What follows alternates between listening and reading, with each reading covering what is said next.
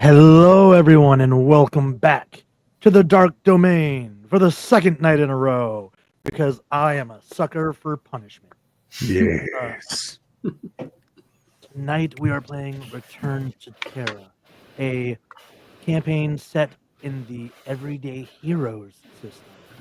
This is our pilot episode. We're a little month behind, but life be lifing, and we had to wait, and we didn't want to miss any of our core people here.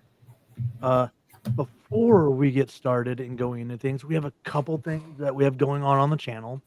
Uh, First and foremost, we are doing a fundraiser for the queer, Queer Youth Resource Center of Southwest Washington. We are raising $500 as a donation to them. You can find the button on our channel. We do not get a ounce of the profits. Twitch does not get an ounce of the profits. It all goes directly to that organization itself. Second, we are still working on getting up to 100 followers here on the channel. We are only 20 away, so please share us with your friends. When we reach 100, we will be doing another giveaway where the winner will be receiving some goodies from Silver Studio, who is also a member of our community on Discord. Uh, if you're a returning viewer and you want to see more of what we do, you can check out our YouTube channel. Everything you see here gets edited and put onto the YouTube channel. You can find us under Dark Domain RPGs. We have like 25 videos or something up there right now. And after tonight, 26. Uh, Channel points. So throughout the stream, you will have an opportunity to use channel points as viewers. Our players can't use them to help themselves because that's cheating. But you can look for the ones that don't have a distinguished set of letters between parentheses. Those are kind of generalized things that we can then apply to our players' characters, whether it's for their benefit or detriment. Some are good for me, some are good for them. And lastly, we want to thank Cyberscream. They are a new metal band from Florida. They have agreed to let us use one of their songs for an upcoming campaign that will be launching in September. So we will have official music that I didn't have to handcraft myself from a professional. So that is amazing. And just welcome and let's have a good time tonight. And let's not kill anybody on night one. No. Looking at you, No Tofu. promises. All of us. No, it's fine. Depressomancy is here with us, so he Yeah. can't kill anybody. Like Crow. Okay, night one. I'm calling it now. Crow, if you want to jump in, spend some points, he's here. Bring him. I challenge you. It has been 300 years since the nations of Earth warred themselves into basically a nuclear apocalypse where the planet was ruined. During which, before it was completely ruined, people from across the globe were sent to a safe haven, space station, home away from home, called Pangea. It was a sort of United Nations, European Federation kind of thing. But that is where our story starts. It has been 300 years since that event. So the people you see before you were born and raised and have known no other life except the cold of space and the steel of this space station. Sure, there's some hubs where soil was brought and there's farming and they've figured out how to recycle oxygen. A lot of technological advances that you would kind of expect to keep a thing like that running for so long. But there's a problem. Systems have started to degrade. Things have started to fail. And there's now talks that maybe the space station isn't where things are going to thrive. Maybe it is time to return back to the planet to see if it is inhabitable. And yes, some of them have really cool jackets. 3 of them. 3 of them. But Are we just going to collect jackets for this entire campaign? That is going to be my Roman Empire. Jacket from every country. Jacket collector. So as we kind of open this, we're going to go through an order to kind of give these guys a chance to introduce their characters and what kind of day-to-day life that they would be living, where we would find that character, what they look like. And we're going to go ahead and start at the top with Zoe. Zoe is an African-American man. He is around the age of 25-ish. He's not really built. He's very skinny. Not pale, but like he takes care of himself, but he's more on the skinnier side. He has very short hair, black hair, brown eyes, but usually don't get to see the brown eyes because he's usually wearing these basically this visor that he always wears that has like cool patterns that pop up randomly. Like it might have like a photo of a cute wolf appearing randomly, and it's just like cute emojis that pop up on his visor all the time. He's mostly just doing it so people have something fun to look at because he doesn't think he's cute, so he has something cute on his face. He also is just wearing whatever like comes for like geekish stuff. So he's wearing like a really cool jacket with like a geeky shirts, like kind of like a God, where they're like not sweatpants, jogger pants, or whatever. He always has a backpack on. The backpack is very high tech and like folds out and stuff like that. And the biggest thing is that something follows him all the time. It is a little robot that has like a big head, two arms, and it's like on like a motor, and it kind of follows him. It's like about 1.5 feet tall, 2 feet tall, and it just follows him everywhere. And he talks to it, and it beeps back at him usually. So he's usually either working on different kinds of technology or working on making upgrades to him. His name is Bebo. Because every good sci-fi needs a robot companion. Yes. So you and for us I posted what he looks like in our Terra chat so people can see what Bebo looks like. I want to see what Bebo looks like. Oh, little Bebo, such a little boy, such a good little boy. Tiny little wastebasket with a camera head. Yeah. And where do we that's my little find buddy. Zoe? And what does his average kind of day look like? So he's one of 3 places. His own room where he has a little private lab area. It's not really big. It's just mostly to work on like small fun trinkets, or in the actual like vehicle lab where he's actually working on different kinds of vehicles. He's like the vehicle maintenance guy. He also works on other small robots that help throughout the ship. But he's mostly engineer when it comes to making sure all the ships are repaired and ready to go. The third place he usually is the mess hall. He loves to eat. He doesn't look like it, but he has like 3 stomachs. Yes, he has what we call in the business a metabolism. Yes, he has a great one. And when we get down to Earth, you'll have 3 stomachs. Yeah. And radiation. No. I wouldn't use radiation against you guys. I'm sure you wouldn't. Today. Sure. But he'll probably be working on a vehicle, probably his vehicle. It is a very tricked out 4-door vehicle, almost like a truck.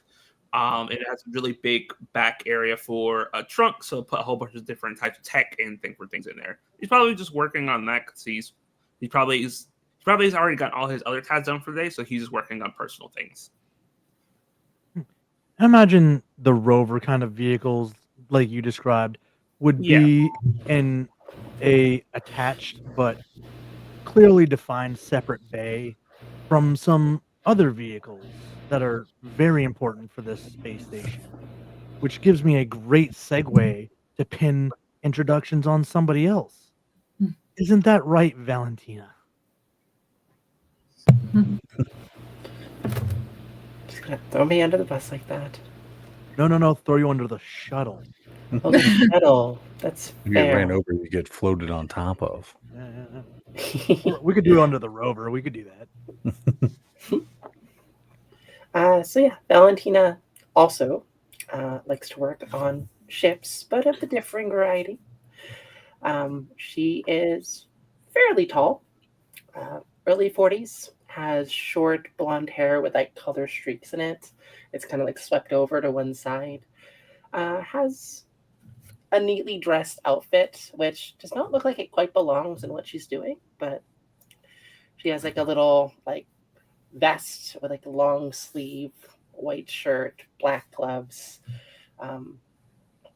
Very much the kind of thing you'd expect to see someone who works in the professional industry to keep people safe.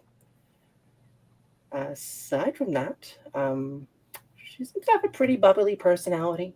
Usually goes around checking in on people around her, and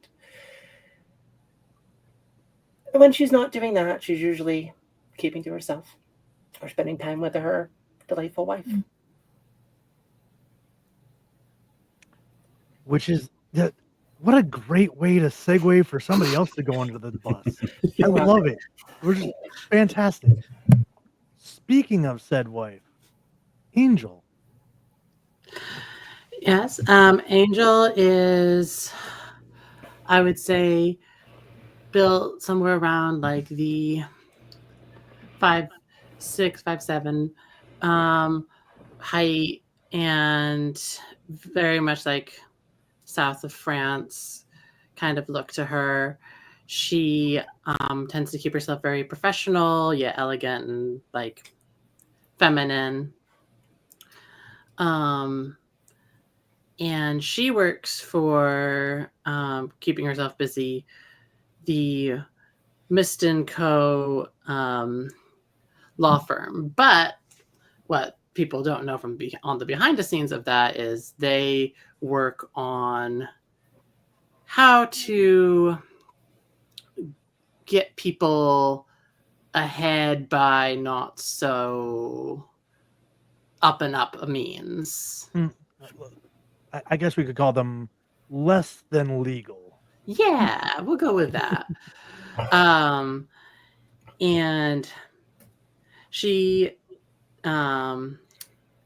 lives a very interesting life dealing with that, plus then also working with the people who raised her, who are an organization known as the Weavers. And they keep people who would want to rise to power out of nefarious means in check. So that good old double duty life. And then when she's not busy going around being crazy, doing all those things, she is then spending time with her wife and making sure that nothing bad happens to either of them. It's a very good thing because some tragedy almost once befell Valentina. Mm-hmm. That's for sure. You know. But then That was a long time ago. it was a long time ago. Only a handful of people got hurt. It's fine. It's fine. She was fine. There was nothing going to happen to her. And that Scandal. you know what happens in space stays in space. Mm-hmm. Luckily, in space, nobody can hear you scream, which you found out was a lie. But that brings us on to when you said less than legal. That made me think of another person among our would-be group, right, Damien? Yes, the camera would pan out into probably a more darker area of the law firms as this man in this quite fancy jacket with this long, shaggy, dirty blonde hair is just sort of strolling in this weird essence of being somewhere between 18 and 35, judging by the way his thin facial hair coats his face. As he walks by several people, quick sliding handshakes happen, and he takes a few steps further down, and another handshake happens, and the equivalent of credits, wealth, or whatever passes hands while he distributes a bit of contraband throughout these people, something to help them focus a little bit more on their work, be a bit more diligent, and stay on the line of what they're doing. He sort of just moseys down through this, everyone seeming to know him, but not know him at the same time. They kind of giving him awkward glances, as Damien is also known as Stray, as he seems to wander from building to building with these same habits. The guy that everybody seems to know, but nobody remembers how they met him. Exactly. He's the guy when you say you know a guy. Like, oh, my buddy introduced me. Well, how did he meet him? Like, oh, a friend of his introduced him. Yeah. But You're always a friend of a friend. yeah, of course. It's just networking, guys. Exactly. It's fine. But that does raise a thing, because that definitely seems like a guy that would be on a list for our last but not least character, Cassie. So Cassie is probably like average height, like 5'8", 5'9". I mean, I don't know if that's average for here, but I'm told I'm about average, so she's about my height, which is 5'8". She has like red, just vibrant red hair. She is very much like, she's a ginger. She has the pale skin, freckles covering her face, just this vibrant red hair that she has like half braided and pulled back into a ponytail. She walks around just kind of like almost like she has an attitude, but she has a friendly smile, so it throws you a little bit. She just kind of has this rough look to her almost. Like she just has this like beat up leather jacket. She's usually wearing some kind of dirty tank top or shirt and just like ripped jeans.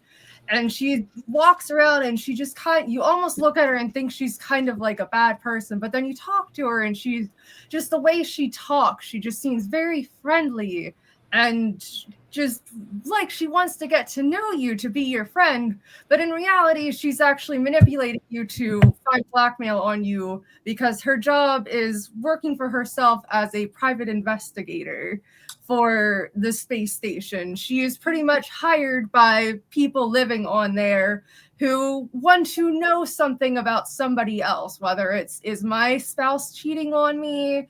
Is my friend doing something bad? Like, she's just kind of the person that you go to when you want to get blackmail on somebody. So she's well known and not generally well liked, but she's very good at what she does because she's just very charming, that even though people don't like her, they still go to her when they need help with something or they want something. And she gets paid pretty well for her doings. So she's always generally just kind of walking around the space station, just kind of slinking around different places, being nosy, listening in on people's conversations, just generally always there in the background, but sometimes always up in the foreground, just like, oh, hey, I heard you were talking about this thing. I heard this other crazy thing. Like, she very much likes to spread gossip to find out more information, and also sometimes just to mess with people. Like Cassie. I feel personally attacked when we say 5'8", 5'9" is average height. I mean, for women, I think that's roughly it.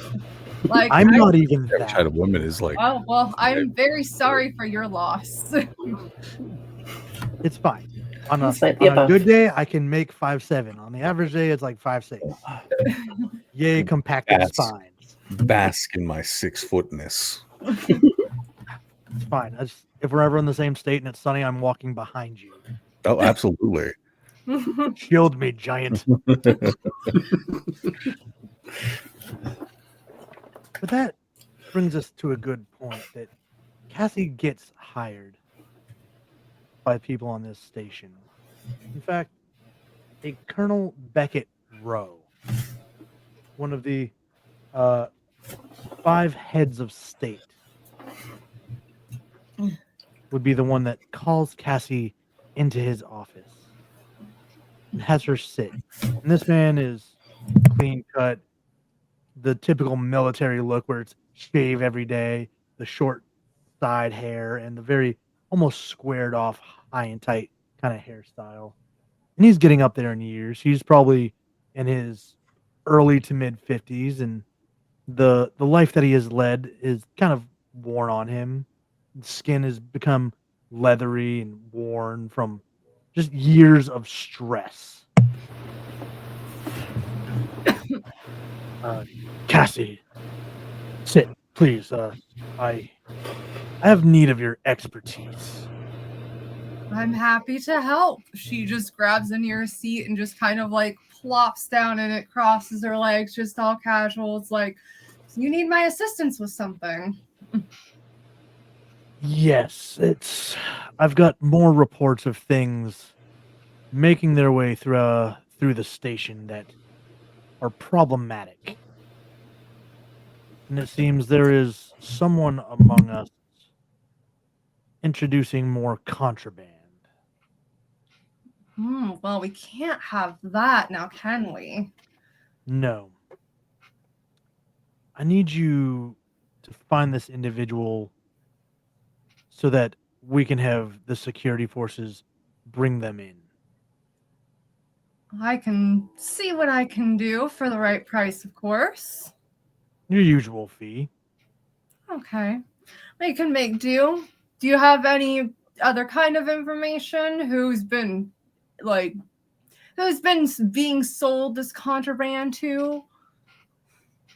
And he would give you a contact. Nami Yor, communications worker, was caught with contraband. Start with her and trace it back. See where she got it. On it. I will report back as soon as I hear something. And she just kind of does this like sarcastic salute and is like, do you need anything else from me, sir? Kind of does that like momentary pause where he stares, almost contemplating whether he should do something about the sarcasm, and then decides he is too old and does not get paid enough to give a shit. Fair. Wait, he's like a head of state. How isn't he paid enough? Listen, as a man that used to be in charge of young 18, 19-year-old soldiers, there's no way you get paid enough for it. Sometimes you just look at him like, get out of my office. Like, I don't have enough years left in my life to dedicate to this situation. All right. With that, Cassie just like smiles at him and just kind of does this like little bow and is like, I will report back here. Give me a few days or so here. I will find out who is selling this contraband. And she just kind of just strolls out without like much of a care. Just like, yep, okay, let's go find this person, see what I can do. Maybe make a deal or something. And then, meanwhile, we kind of turn down towards where all the vehicles and shuttles are kept, as we have 2 individuals working away. A labor of love, really. They enjoy the things they work on. And yet there's a slight disturbance in the middle of things. The power fluctuates. The lights dim to almost nothing with that audible whine of the woo, woo, and come back up. And this has only been happening the past few days. This has never happened in the years that either of you have been at your jobs.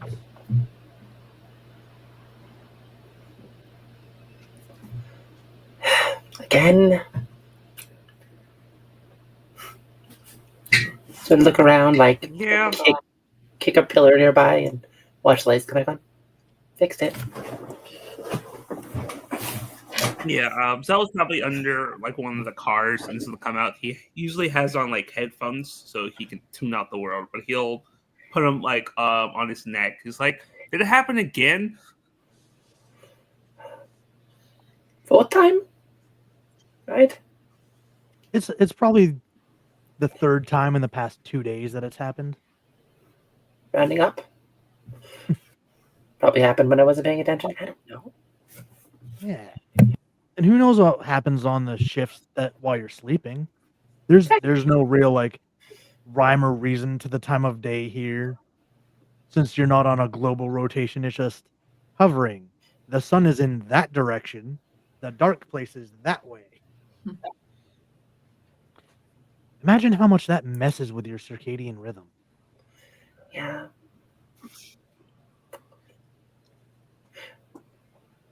So we have like a shuttle, and then Yeah, so you would see all train vehicle same bay.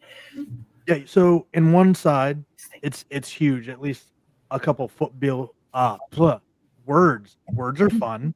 Football fields wide to accommodate like 5 or 6 different shuttles, and these are not small things. Like you can fit 10, 12 people on them each easily.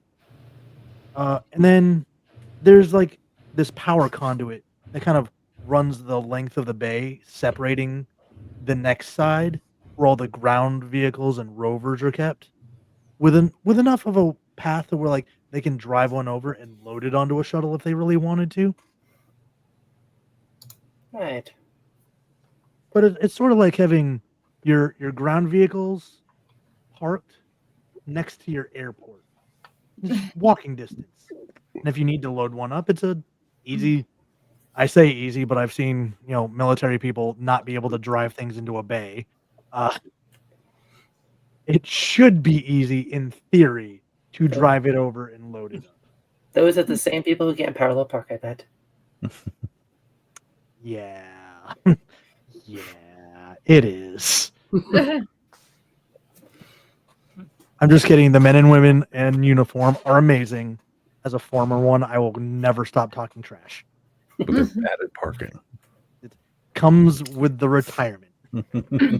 I guess you've earned that right. Yeah. I mean, my boyfriend was in the service as like a reserve, and he like hit a lamppost backing up a van. So I rest my case. he insists that it was the guy that was like directing him, and he was just like, it was what's his like I can't remember the guy's name, but he's like, it was his fault, it was Brian's fault or whatever, and I was like, okay, whatever you It's say. a van. It was that damn lampost's fault. Didn't move. It jumped in the way. It came out of nowhere. Whose bright idea was it?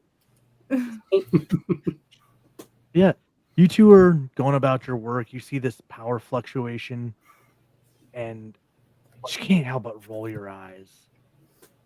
And you've definitely heard the rumors that like this place is failing, and now with this happening, you're starting to see that there's probably some valid truths behind those rumors. And how concerned would each of you be about that?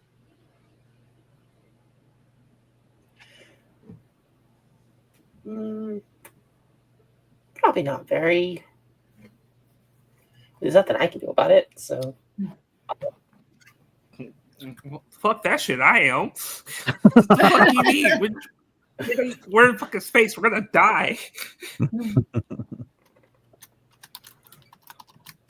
Yeah. Anyways, look, all I'm saying is they should let me in the room. I'll give it a great sweep. I'll figure out what the fuck's going on. But no, the one time I built a killer robot, I'm banned from certain things.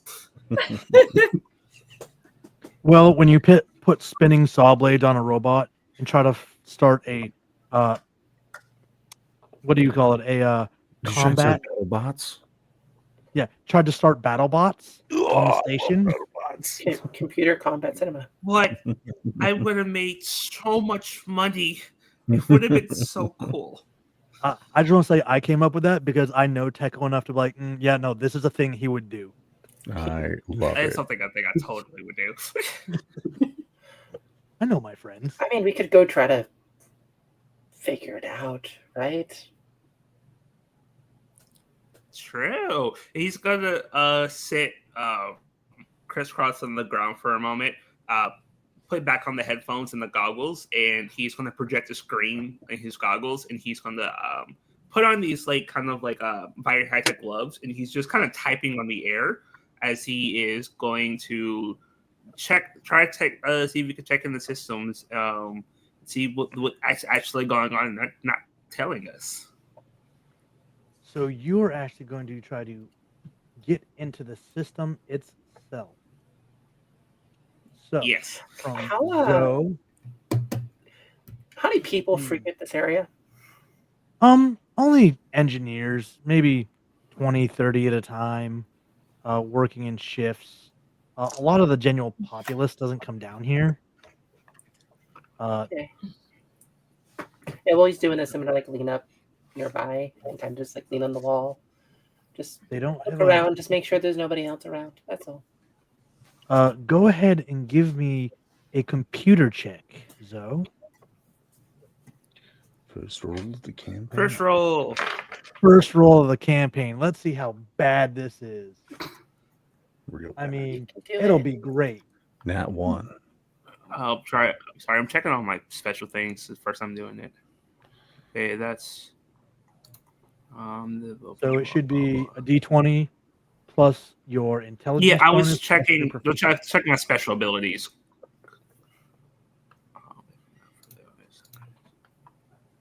Okay, then that's not. That's helpful. All right, here we go. I'm using my advanced data pad. All right. Holy shit! First roll, motherfucker. Natural 20. Hell yes. That's a good sign for the total lot of 25. you.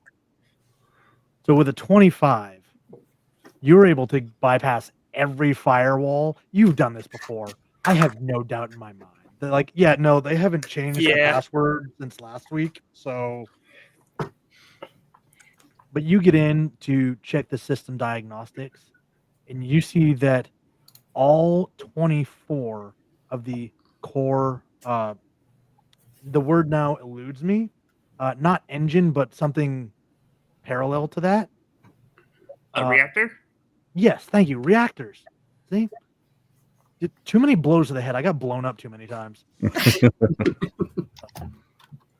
All 24 reactors for the station are starting to degrade and will fail with you being able to kind of do your data analysis.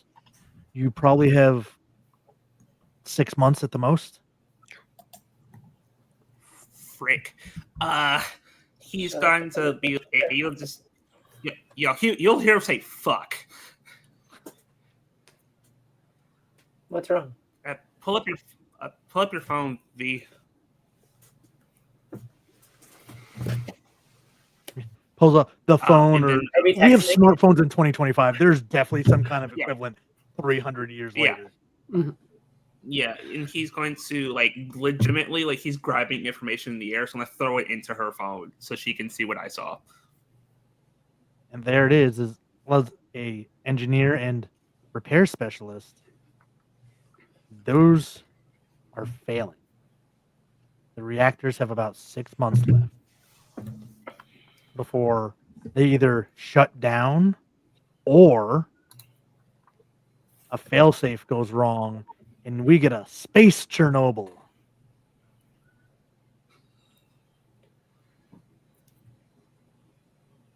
That's not good. Yeah, we need to. I don't think there's really any way to fix those without us going to a planet and gathering more resources. Gonna motion towards presumably a window nearby that we can see outside to Earth. Yeah, they're definitely they're not very big because the pressure that would be put on even the most tempered and maintained kind of glass would be astronomical. And all of the stuff that was used to kind of reinforce the larger plates were put on the nodes where you guys actually do agricultural research and growth. You know, so you actually do have legitimate vegetables when you eat food. You don't have to deal with space paste. Soylent Green. Nice. Yeah, ton of No. stuff. No. I'm a fan. The secret ingredient is people. I mean, So bad. It's about the people who make it. Okay. yeah.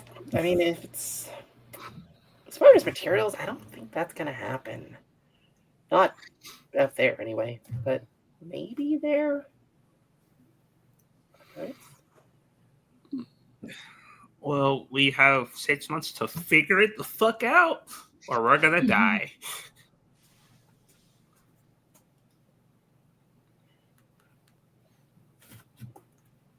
I actually really want to go to Earth, so I'm excited about this.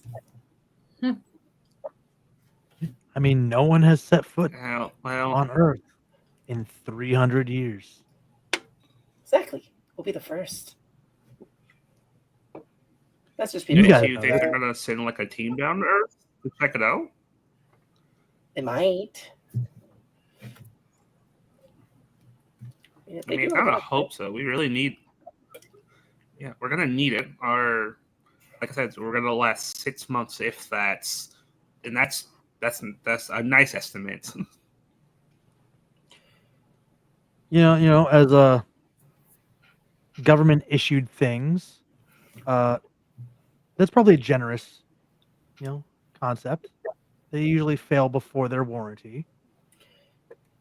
I mean, they've lasted like 300 years. That's pretty good. Yeah. Grand scheme of things. Also, isn't it Great kind of things. using that the thing that's keeping us alive is the thing that killed everything down there? I mean, to be fair, it's also kind of different because the thing that did that there was more nuclear. Ours is a bit different. Ours is not going to inherently kill us unless there's a giant EMP. Never mind. I'm going to stop talking. Giant EMP. Okay. Don't write that down. Take that off your phone. I'm like writing it on my arm. Take that off your arm. Oh, Hey, she Bebo, takes a Sharpie, here- like high school girl Bring- style, like rubbing on her skin. Yeah, Biba, bring me the cloth, and you'll see the little robot come off with like a little washcloth. He's gonna put it in Cell's hand. Thank you, buddy. Well, like pet his head, and like the little robot actually looks like he like likes the pets, and then you'll see he starts running off and just kind of fucking around. He'll like go to volunteer from it, like hug her leg, almost like it has his own personality. That's almost cute, I think.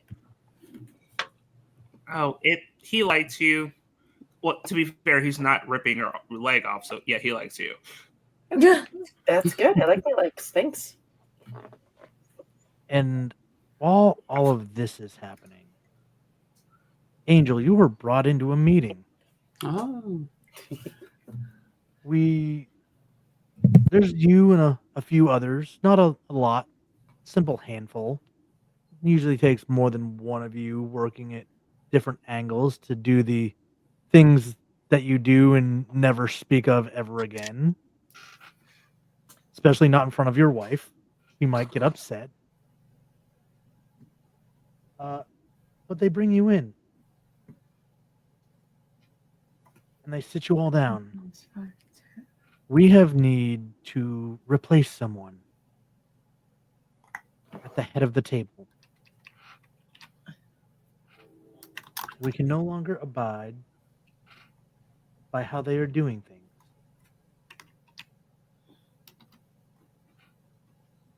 Director Hale, and you would know this name as one of the 5 council members, and his responsibility sits on the science and medical fields. Mhm. So that covers medicine, agriculture, furthering sciences while you guys are out here.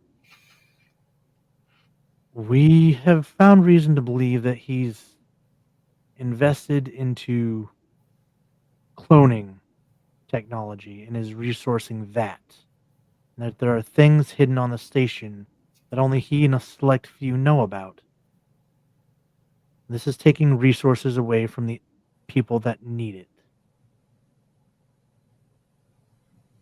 cloning people will just create more bodies for a problem that's already growing. We need to find it so we can blackmail him and have him removed. And we need you all to work on this.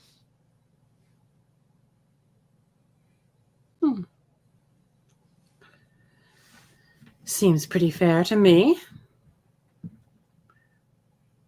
Can't stand the concept of having a multiple of us running around. Well, if you've seen any 20th or 21st century media, I know they have stocks around here somewhere. Cloning never goes correctly. No. Especially if you try to turn them into some weird theme park. I was wondering if you were going to tell us that he was trying to deny science. Wasn't that the last one we got rid of? Yes. Now this one's simply misusing it. So, how do we have any leads as to where his influx of material is going, or? We have reason to believe that he is hiding his projects on some of the sub-medical decks, knowing that the primary hospital and medical facilities are decks 12 through 15.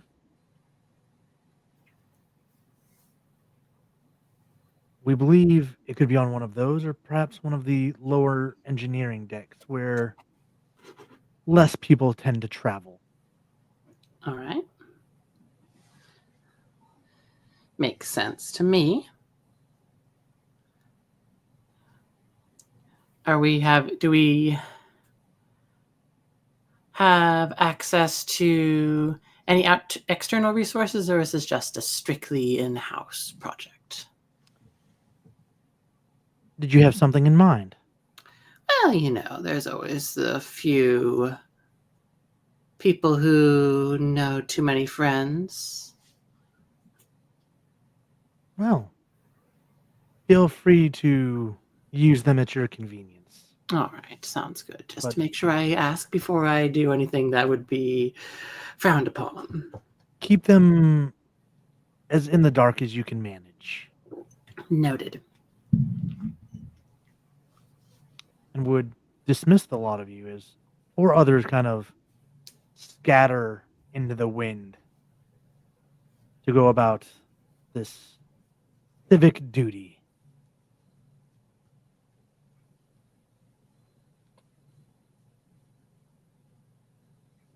Which then returns us to Cassie.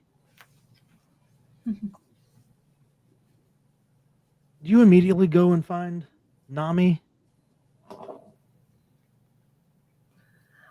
Yeah. Sorry, it took me a moment. I'm tired. Yeah, she kind of just starts casually making her way through the station and everything, heading towards where this Nami lady is, just to start to get a bit of a start on her investigation. She's not in too much of a rush because she generally gets paid by the hour, so the longer she drags us out, the more money she gets. So she's just casually strolling through, just she'll see somebody and just smile and wave, and they just kind of smile and wave back, but they're confused and slightly scared. And she just casually makes her way through and just finds some random person is hey, do you know where Nami is right now? And she just kind of smiles at them. It's I'm looking for her. I need help with something, and she's going to be a really big help with what I need her for. She's in the center spine. She's working on the main lift that goes up and down the station. Well, thank you so much. That was so nice of you to help me with that. You're such a good person. And she just kind of pats him on the shoulder and just continues on heading towards the lift area. Cassie already feels gross. It was you're such a good person for me. It was ugh. Right up there with thank you for your service. Now you make me feel bad because I literally work for TRICARE, and I have to say that on every phone call. Yeah, no, it's especially weird when the TRICARE people do it when I call and try to schedule stuff through them.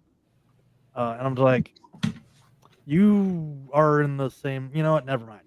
We're required to say that. We get That's- like our dumb. calls get knocked for that. As one of the people that has to call, that's stupid. I'm gonna write a letter. I can tell you where to go to file a grievance, sir. Oh, I know. It took me 4 years after retirement to get medical care. But as you make your way towards the center spine, kind of milling through the day shift workers that come and go, kind of everybody just on a sort of autopilot drone mode, you find a young woman. You could probably assume that she's of a maybe Korean descent. It's hard to tell. You know, it's the name is iffy, but if information is as accurate as you think, she would be initially from a Korean bloodline. And she is in the main lift, which is probably 20 feet by 20 feet circular lift that goes up and down the station. Like you have smaller lifts that go station to station, but they only go so far. Like some will only go through your medical decks. Others, you get down to an engineering and it's only the engineering decks. This one goes from top to bottom. And she has a panel pulled off one of the walls and has been basically from high torso up in the wall working on something. Okay. She just kind of like walks up and just like gently taps her on the shoulder, like, "Are you Nami?" Doesn't even like stop what she's doing. Her face doesn't come out of the wall. She's like, depends who's asking. Cassie is asking. I'm looking for some information from you is all. Yeah, what do you need?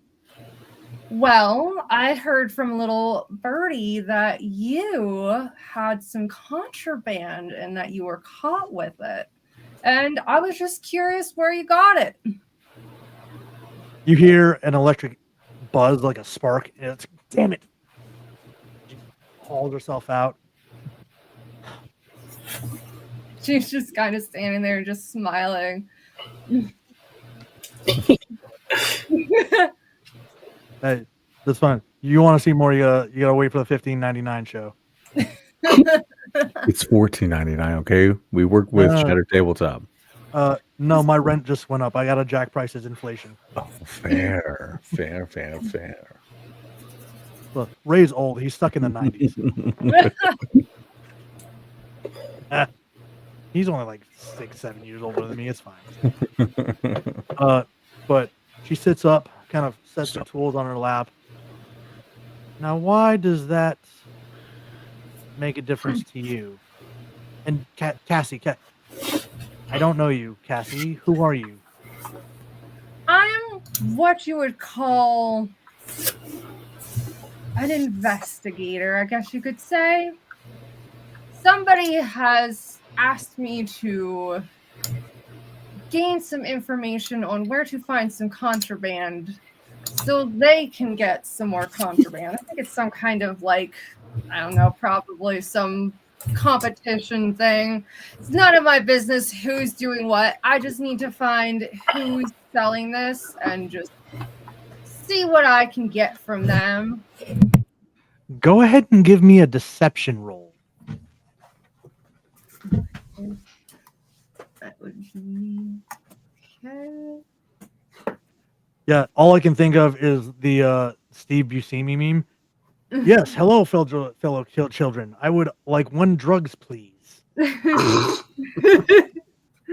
That would be 21. Yeah, so it's relatively well sold. You don't come off as a narc. I mean, she'll be a narc for the right price, or she'll keep her mouth shut also for the right price. It's the convincing and the whole selling, like, oh, I know a person who needs it and I'm trying to get my hands on it for them. Instead of, being honest, like, I'm trying to find them so they can be brought to justice. She kind of leans forward, does the looks out the door real quick, like, well, the guy you gotta find is Damien Anderson. He's got the stuff you're looking for. Damien Anderson. Would that name sound familiar to her? It has probably crossed her desk more than once. I imagine Damien's good at what he does, but Yeah. there's the occasional person who doesn't know how to keep their mouth shut. And it's literally Cassie's business to just find out this sort of thing. So she's probably, yeah, I kind of figured she would have heard this name at least once or twice if she hasn't actually met him already. I wouldn't know because I was a good kid growing up, but there's usually that person that you have to elbow in the ribs, like, shut up. I feel like Damien and Cassie have played cat and mouse for a little bit. Like if you work so much with like people like getting dirt and intel, that's a lot of where Damien like keeps his hands in the pockets. Has she ever found one of the jackets you left behind? No, Like, you he just will want to never find- leave a jacket behind. He has a motto: "No jacket left behind." Oh man, I just want to clip that and send it to a buddy that I play 7th C with. He has lost at least one jacket that he tried to hold on to. No, refuse. Couldn't be me. Cassie's just kind of like, Damien Anderson, always him. Still have yet to actually meet him. Do you happen to know where I might be able to find him? I mean, he kind of wanders around. They do call him the Stray. Yeah, that's fair. I can probably find him here somewhere. Just gotta ask around, I guess. Well, thank you so much. I really appreciate your help. That was very insightful. And don't worry, I won't tell anybody what we just discussed. It's between us. Oh yeah, no, Nobody- we never had this conversation. I've never seen you before in my life. And she just kind of like smiles and just like walks away. And she kind of leans back, goes back to working in the wall. Just damn it. So as Cassie continues her investigation, where would we currently find Damien? I think Damien would be leaving the Pangea equivalent of like a bigger business, like somewhere that's got a lot of office workers. Okay. He would be sort of dusting off one of his mini stylish jackets. Yeah, the kind of guys that sit behind the computers and do like analysis and bookkeeping for the whole place. Yeah. And I guess he would check his, data slate, looking for anyone who's hit him up for the next set of contraband to drop. So I think he would start making his way towards his next office of dealings. So for simplicity's sake, we can kind of say that's on one of the many what do you call it, level that people live on. Yeah, the common- Residences? Domicile levels, right? Yeah. They all have these kind of small, super like compact apartment style. Like you have a room, and then each of your family members might have a joined bedroom to them. Right. We are here for survival, folks, not for comfort. But at least that's the what they walls are, steel that can withstand space, so your neighbors won't hear you. As I look at the other two that are married. Mhm. I don't know what you're talking about. We're Not very- a not a concern. Right. I have a whole section of our server that says otherwise. Yeah, Damien would roll up into the residential district and do his simple little like triple knock with his fingertips at the door. The door slides open. Hold on, let me answer a behind the scenes thing.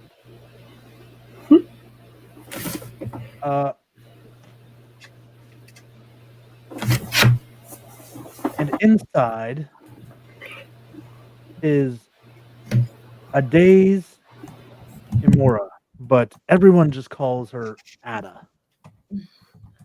Days of Mora. Yeah, it is. It is spelled crazy. So here's the thing: I do a lot of background searches to get different cultural names, so that Yeah. we have a wide net, and I don't whitewash my games because I'm not gonna be privy to marginalized groups. Okay, I wasn't too far off.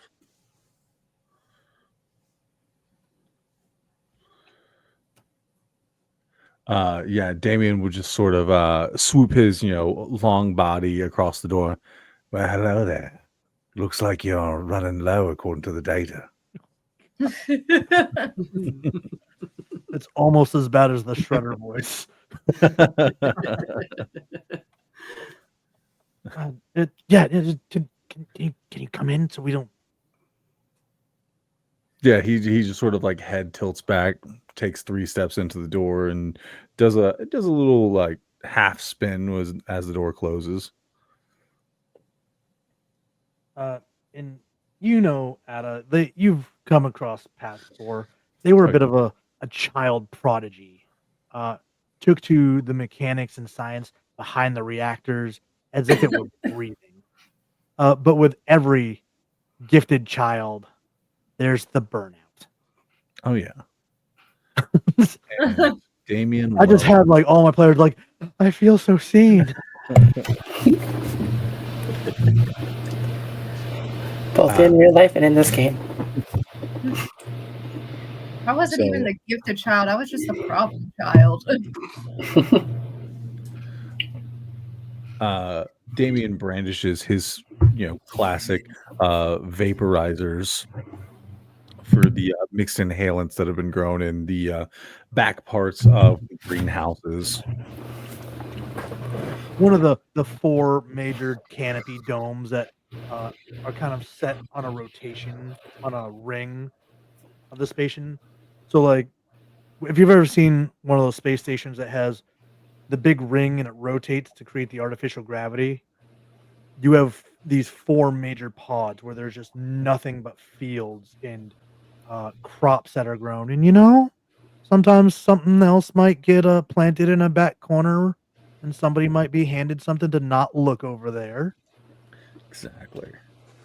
So yeah, he'll brandish those 4 vaporizers. So, what's it gonna be? I need some rest. Like I've been run ragged with these reactors and the power fluctuations. I need something. Blah blah blah blue. I heard you clearly. And he'll brandish a blue tipped vaporizer. That'll be whatever the credit values are in this game. Right? It doesn't matter because they're about to go away. Which is like everyone's like, what's the credit like? Don't worry Yeah. about that. We're about to end We're up on a hostile planet. We're getting to bottle caps soon. Don't worry. I was literally going to say, we're going to be trading bottle caps here soon for stuff. It's fine. It's fine. I may have taken inspiration from Fallout, a certain other TV show from the CW that I'm a big fan of. Terra Nova? No. Oh. It's called The 100.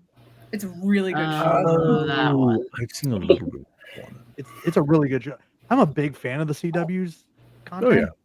You got all the superhero shows, The 100, and then the personal favorite that I will hear no slander on from anyone, Supernatural.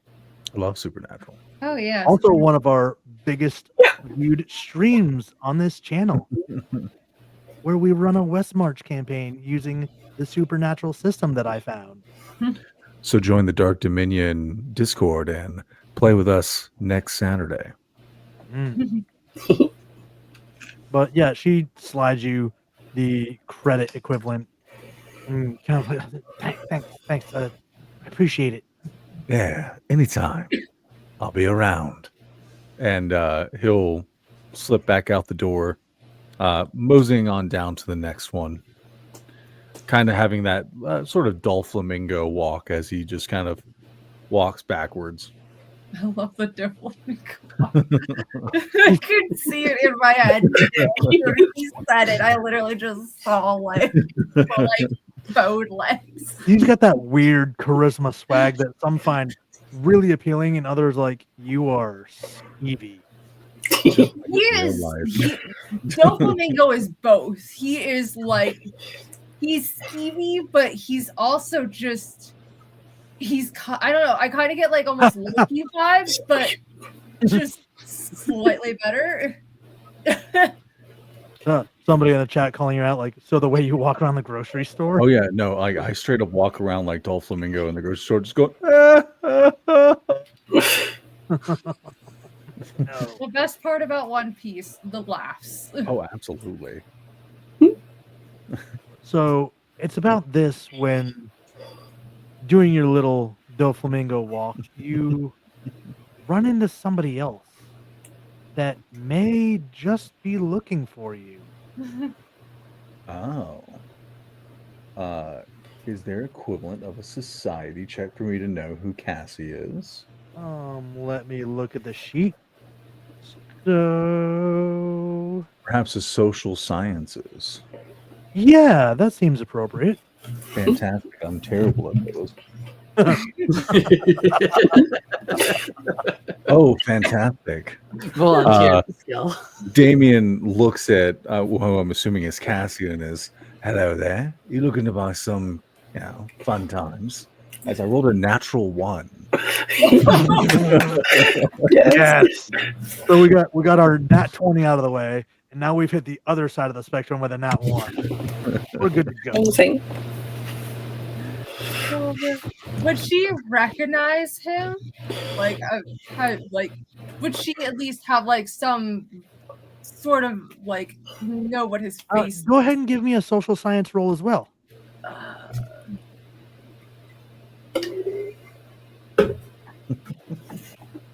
That is 10.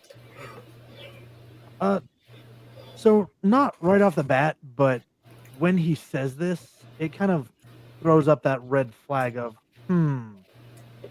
he might know who I'm looking for. It's the voice. With a natural 1. Damien, pleased to meet you. Damien! Wow, you are just the person I have been looking for. Oh, the amount of times I hear that every day. Oh, I'm sure you hear it a lot. But I am just particularly interested in some items that you might have. I heard from a friend of a friend that you have some of the more interesting contraband. And I was just looking to see what all you had. Well, it depends on what you're looking for. I've got vapors, I've got, and he kind of brandishes his, trying to be show-offy with his stylish watch and stylish jacket, some of the concealed pistols that he has. Just like that trench coat in the cartoons where it's like, I've got all of this and I've got all of this. Yeah, like he walks around fully like loaded down. Well, you certainly have quite the variety of items here. Might we go somewhere a little more private so we can just discuss a couple things without like just nosy ears listening in? You just kind of smile sweetly at him. I'm always down to make a deal. Let's find a nice quiet place to talk. And then I guess Damien would follow Cassie. Probably find like some empty room or something, or a dark corridor. Yeah, dark corridor where there's not really anybody around. You go down one and it kind of dead ends, but this is just like one of those where the hallway kind of tees off. One end goes towards some more of the apartments, for as small as they are, and then the other way just kind of goes to an electrical panel that can be accessed by maintenance and people who are supposed to have the proper clearance.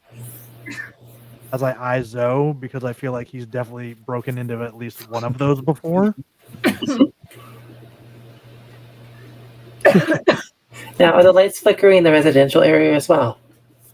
So as they do take this turn, there is that same power fluctuation where you get the ooh, ooh, and the lights come back up. Well, that seems to be happening a lot more frequently lately, and that's concerning. I don't know. Dimming lights never really make too bad of a, show and tell. What are you looking for, though?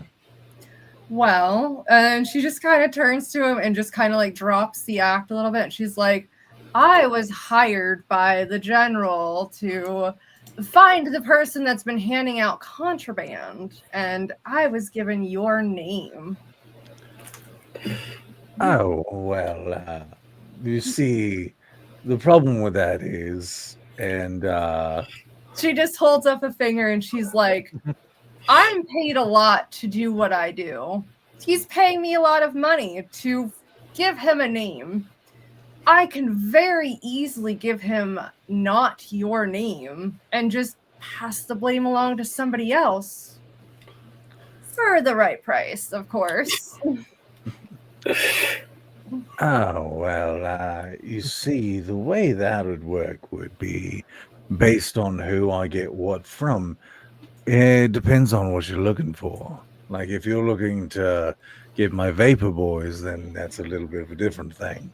For weaponry, I've got my own other people. As everyone seems to know a guy that knows me, I know a guy that knows a guy. Oh, I'm sure you know plenty of people, and I also know plenty of people. And I also have a very long list of names of just other troublemakers that I could easily pass this off to. So I'm just curious, what kind of weaponry do you have? Because with everything, with the rumors that are going around here, I just feel like I need to protect myself. Just as a precautionary thing. I'm not looking for anything super fancy, of course. I don't want to stick out any more than I do with this. And she just kind of like flips her hair. I just need maybe some kind of smaller gun or a sharp knife would be nice. And of course, just a little bit of credit as well. Oh, well, I know a guy who can get you a little bit of a concealed away, pea shooter. Won't do you much good, but with the MP moving in and breaking some of the comfort levels with the new restrictions, it's good to always have a little bit of something to carry on with you. Exactly. See, I feel like you and I could be really great friends. Oh, you dig up dirt and I have the dirt on me, so we're either going to be friends or one of us is going to be in a graveyard. I mean, like I said, I know plenty of other people. I make my way around here and I know a lot of the going-ons around here as well. So it wouldn't be hard to take some of the heat off of you if there's any suspicions. I can very easily just pass along a couple other names and they just might happen to have quite a bit of contraband on them. If all it takes to get the heat off me is slipping away with one of my pistols, I can make that happen quite easily. Yeah, I think, tell you what, give me a couple pistols and maybe like one or two of your vapors. I can hide them in somebody's room. Just put that name out there for the general to find out about. They'll obviously look into them, find all that stuff, and boom, there you go. They're gone. No one's suspecting you. I get my money. You get to continue your business. Well, that, my friend, sounds like a lovely deal. And yeah, I will remove one of my mini concealed pistols and a couple of my vapors. All right. Cassie over here giving me John Murphy vibes from the show. That was kind of where my inspiration was coming from a little bit when I was trying to think up the character. I was like, you know what? I kind of want to play the Murphy of the group. I want to be the asshole that's just creepy in all the best ways. Honestly, he was one of my favorite characters, so it's great. He was him and Bellamy were probably my favorites. Until they like absolutely ruined Bellamy. But that's a different like rant for another day. Yeah, there's The somebody else that's 100? far more important. Yeah, the first couple of season 100 are great. I just don't remember the last couple of ones. I just choose not to remember. I mean, to be fair, I just choose to pretend that Bellamy just ended the way with everybody else did. Mm, mm. But Cassie, I can send you the Yeah, spec go version of ahead the and- Fairy Vessel. Do that. Okay. Yeah, no, there's another character from that show that will always have my heart. And they're only a year older than me, so we're in the age bracket. I have a chance, a slim chance, but I'll take it. But I can't tell you who that is. I'm sworn to secrecy. Aren't you supposed to be like widowed by Alexa Bliss or Alexis Bliss? Listen, I'm a queer neurodivergent poly practicing individual. Like, I don't have to limit myself. That's fair. Exactly. Who needs those limits?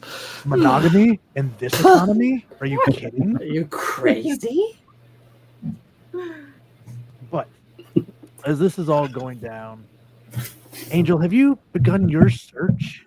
Yeah, I have used my precedent, presented the case of, I wanted to look down at medical for a client because they might be needing there might be a lawsuit if we don't make sure everything's on the up and up. So I need to just come down here.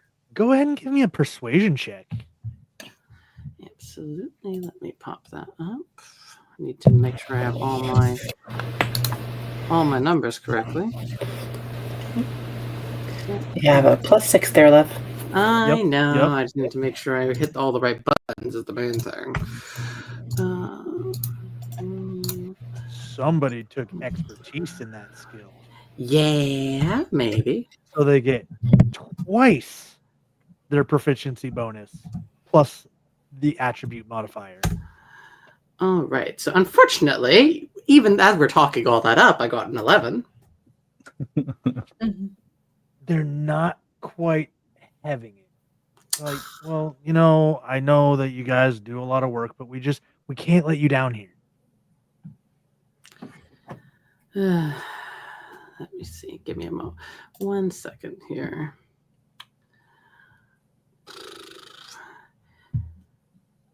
Well, do you think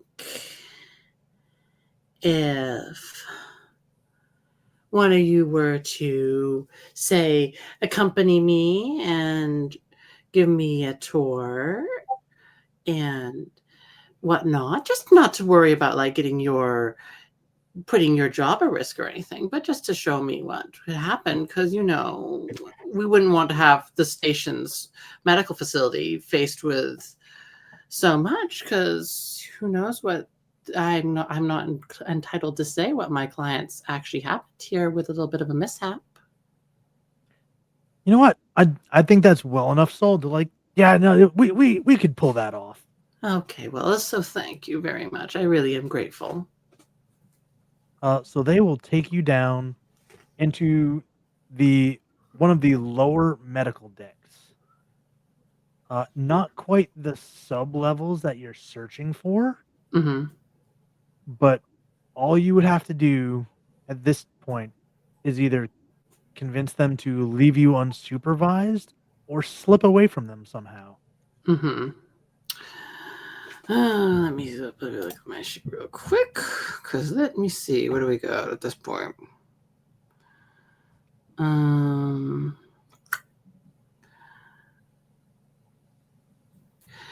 Do you think that there would be the capacity to maybe maybe cause a bit of a distraction and slip away somewhere? Absolutely. And I think that would fall under deception. All right. That's fair. So, Thinks twice. I yeah. don't even think once.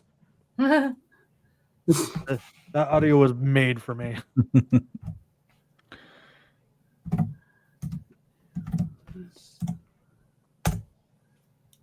Ugh. All right. 14 on that one. Given everything that's going on in the power fluctuations, the power fluctuates with that woo, woo, and you can make your move. Okay. Silver gave you a reroll. Oh, Yeah, go ahead and re-roll that, courtesy All of right. Silver Studios, thank the you people so that very donated much. for our next giveaway. I am grateful. Thank you. Uh, The things I'm guys supposed check to be out good at their rolling, link in the please. chat. Bless you. Thank you. Jinx. Now you can't talk. I win. I'm the DM now. Yeah, so- see, but I have this magic power. Watch this. I win. Well, I appreciate the help, but I still got an 11. So Oh no. Didn't work. But No. even with that 14, which we'll take, you're able to make your move. Okay. So is there lifts down to the lower levels, or is it stairs? The lift would be able to get you there. Mhm. There's simply a little bypass that you could do. So either you could try to break a panel and rewire it to kind of Okay. jerry rig a hot wire deal, Okay. or try to bypass the security by figuring out the passcode. One would be a computer's role, Okay. and the other would be a secure, or actually, one would be a computers, mechanics, or security. Any of those three. Mechanics or security. Good things there. Let's see. Well, let's go with security, because that's out of the three options, that's the one I got the best chances with. So let's I like to leave the- options. We do it when we play Vampire too. Options are great. I love options. It's- Mhm. There's never one narrative to how to do something. Mhm. Exactly. Especially Can't with the way possibly the World of Darkness systems are built, using an attribute and a skill. Sometimes a player like, no, I want to do it this way. Hey, you get a 21 this time. Finally, numbers are wanting to agree with me. There we go. So we do with So security. the 21 in security, you're able to kind of bypass this code and get the lift to go to the sub level that you desire. Okay. You get down there and it's a bit darker. Seems not as trafficked. The lights are not off, but they're definitely dimmer. Okay. And walking through, kind of checking things out. There's a lot of doors that say prohibited, medical personnel only, Mhm. no level 3 people beyond this point. Mhm. Well, darling, I'm above all of these. So let's take a crack at least one of these options. Let's go take a crack at one of these doors just to see if we can find a little more information, because it's kind of like you said, it's dark. There's not really much to kind of glean So, from the hallway. Using that same kind of security, you're able to get into one of the doors and it slides open. And inside, it looks like a simple bedroom. Hmm. But there's some drawings kind of stuck to the wall. Okay. And an initial viewing, it seems like they are made of crayon. They're Mhm. very simplistic, like child's drawing. And as you kind of take in the rest of the room, you see a young male child sitting at a desk dressed in sheer white clothes, like not necessarily like a hospital gown, but like a two-piece almost, similar to scrubs, Okay. but more for like the patient kind of style. sitting in a desk, kind of seems to be drawing or coloring, and doesn't seem to notice you at first. Okay. Well, I'm going to say, let's back out of there. We don't need to deal with the kid ratting me out. Adults are one thing. Let me see.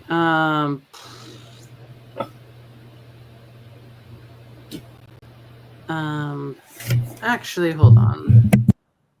There is Um, a clearly labeled kind of office. okay, well, that's good to know.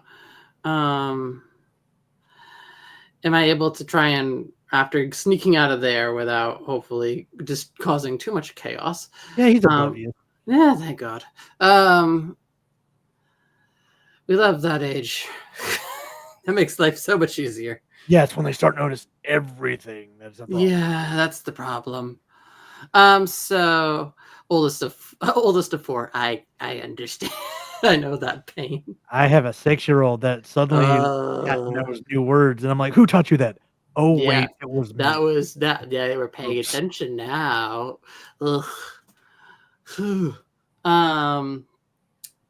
So let's try and see what we can do about ransacking this office and see if there's a name that I can connect to all of this. All right. So going through the office gives you a couple options, but Okay. most everything is stored digitally. Okay. So it would require a computer check to pull up relevant information. Joy. Okay. That's Happy, happy, joy, joy. exactly. Happy, happy, joy, joy. Maybe if dice want to agree with me, this is what's going to happen. I'm going to finally do the one that has like my lower stat, and it's going to be like, yeah, you want this. I'm like, Nat 20. exactly. That's when that's going to happen. Well, close. 18, Hey, but we'll take a dirty one. We'll take a dirty 20. Yeah. Skimming through files, you get to what you can only assume, because your medical terminology is probably a little not what it could be. Could be. Yeah. But definitely seems like a cloning program. Okay. There at the bottom of one of the files is the signature of the very council member that you were told to investigate, Mm-hmm. being Director Hale. Mm-hmm. And that lists a bunch of other information, including test. It says test subject and then has Roman numerals next to them, Mm-hmm. and room numbers listed. And one of them labeled test subject X, Roman numeral for 10. And it lists the room number from where you just came. Miss. All right. All right, Mr. Doctor. It is time for you to have your thread snapped, it seems. Am I able to snag this so I can bring it back to bring this back to Harmony? Absolutely. And make my way out of here as delicately as I can, with hopefully no one else showing up. Oh, piece of cake. All right. So now I need to get back to Harmony and figure out where we can find this guy, because clearly I don't want to burn this place to the ground yet. Not just yet. So as you take off to go to turn something in, the camera kind of pans back to that bay, where one of the engineers comes forward, and let me find their name. Because I made like 29 NPCs just so I could have enough to go through. So you can murder them at the end of this session. I understand. And that way I didn't run into the, hey, what is that NPC's name? Because I felt like, Maeve, you would catch me on that. I'm like, Bob. Oh, no, I'm taking notes. Yeah, no, like we'd She run into is- something. she he's is like, a oh, what was that note-taker. NPC's name? Like, oh, crap, I made it up on the fly. Usually my notes are up here, but for this game, I'm taking them on my computer. I have a whole server where I just make new threads to keep notes that I come up with, and I just go to that when I need something. It is actually Captain Jiro Asante. It might be pronounced Hero. My linguist is not the greatest. They are the dock master and shuttle ops commander. They're a bit of a older gentleman. They're kind of gruff, but he's a dependable kind of individual. Keeps things running smooth. Doesn't let red tape get in the way, unless it absolutely needs to be in the way. Okie dokie. Presuming Zoe's all done. Somebody has a Kim Possible mission. I know, I heard it earlier and I love it. That was me. It's so good. He comes down, kind of clipboard in hand, like furrowed brow, just worried, like, Burnsby, perfect. I need you, and I need a couple other people to go with you. One of the exterior hoses came loose, and we need to fly a shuttle out with a repair team. I can do that. Awesome. We need a mechanic. I'm gonna grab Z and I'm gonna like pull this. Going right here. No, I didn't say yes. Perfect. Well, you're gonna go with her. It's not a big job. We'll get you suited up in a pressure suit. We just need a shuttle to go out. There's a coupling relay that has come loose and it's clipped an air hose. We need you to recouple it and just use the sealant to seal the hose back up. Whatever. Motherfucking fine. I didn't fucking say yes. Apparently, I'm fucking doing it. Wait, have you done that before? Done what? Recouple the relay? Yeah, fucking done it before. It's actually pretty fucking easy. People are just goddamn stupid. Well, I'll get you out there safely, and then I'll get you back safely. That seems You owe straightforward, me. right? You owe me a protein bar. Sure. What kind? I, Like the ones with little peanut butter in them, or like the chocolate chip? Nope, chocolate chip one. Chocolate chip, right. It is the better one. You're right. You lucky I like you. Zoe We're gets friends. suited up. I like me too. And this is the great thing about having a very loose lore as we start this is these characters totally get to build lore as they go. Just throwing stuff out there like, oh, well, that's canon now. And I'm totally here for it. But as Zoe gets suited up into a pressure suit and put out into the back of the shuttle, that leaves Valentina with her pre-flight checks. Yeah, let's do it. So it's almost methodical. Like she's done this so many times.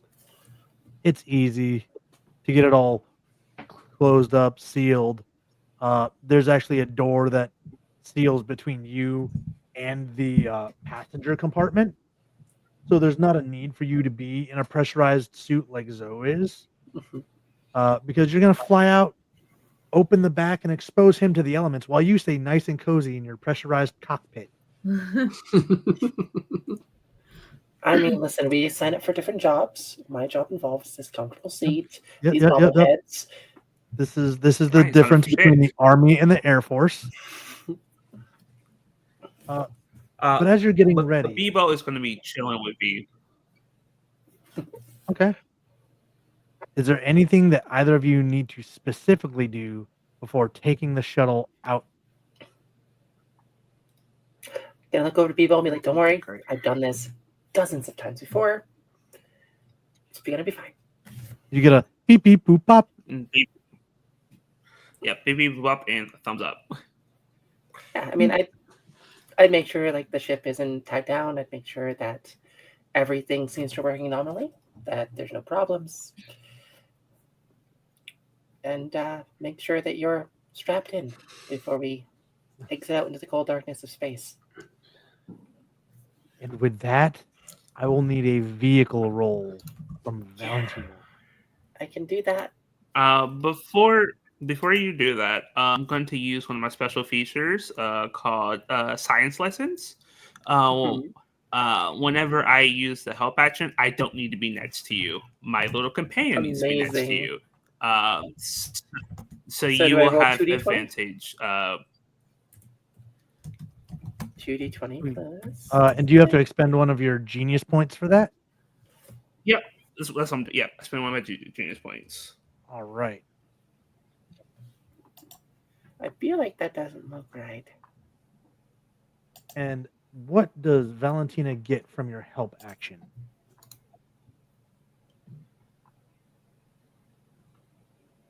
Yeah, do I just get advantage or? So you rolled a 17 and a 3, so it'll be 17 plus 7, Yeah, so 23, 24. 24, 24. Yeah. 24. Get math. Zoe, I don't think you've ever been on a shuttle that flew this smooth. If you even have been on a shuttle at all. But this is just so smooth that Valentina lifts it off, takes it out, and there's like no G-force to it. There's no shaking as the engines roar out, and just smooth as silk gets you to where you need to be, and then can absolutely pop that button to open the back hatch. Yeah, he's just in his head. Yeah, fucking smooth ass fucking ride. Yeah, why can I fucking do that? Anyways, it's gonna hit the button, start heading out. He's fucking cussing up a goddamn storm. Are you saying that over comms? Oh, Yeah, 100%. there's definitely a radio. He does not give a shit. Love that. When you say that, I'm gonna respond. You're supposed to say over, over. Kiss my ass. Over. No, thank you. Over.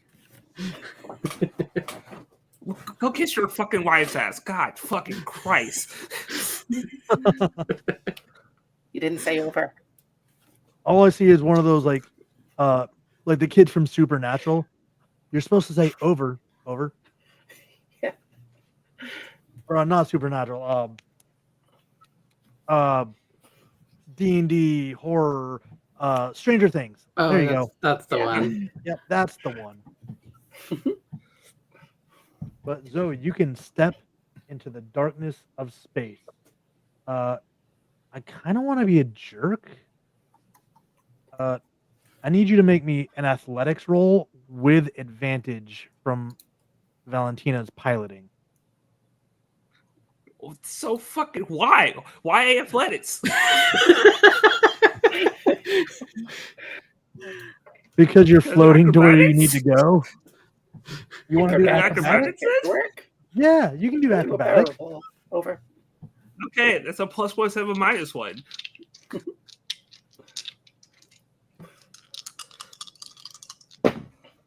Oh my god, thank God for advantage. My first roll was a 2. My second roll is a 17. 18? What did you add? So a total of 18. Oh, I already had the +1. Okay. So That's 17. luckily, you're a little unsure of your footing floating into space to do this with your tools attached. But Valentina put you in such a way that she got as close as she could without bumping into something and making things worse.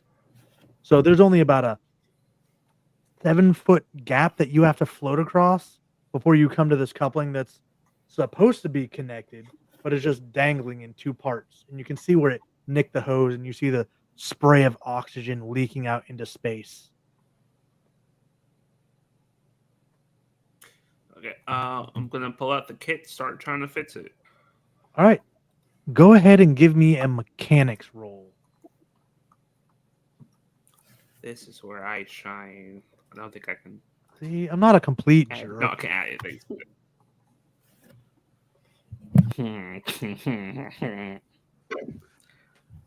Okay.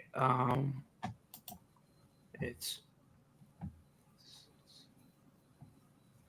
uh, 24. Yeah, 24.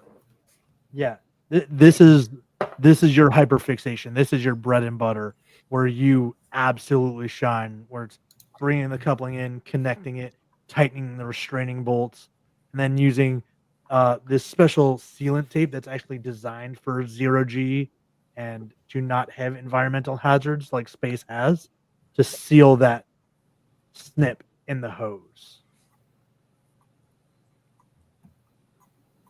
And then you're able to float back into the shuttle as your Yeah. boots softly As he's back hit. in. Yeah, he just radios back. I'm in the fucking thing. Over. Get me the fuck out of here. God, motherfucking. God, motherfucking. God. It's just so much that. Gonna close the door for him so that he's not. Door closes, pressure comes back to the cabin. You can kind of feel everything come off, and the rear light pings green to let you know that it's safe to take off the helmet. And then Yeah, he'll take off the helmet. Valentino Hello. can once more show off by piloting back in. Do I still have advantage?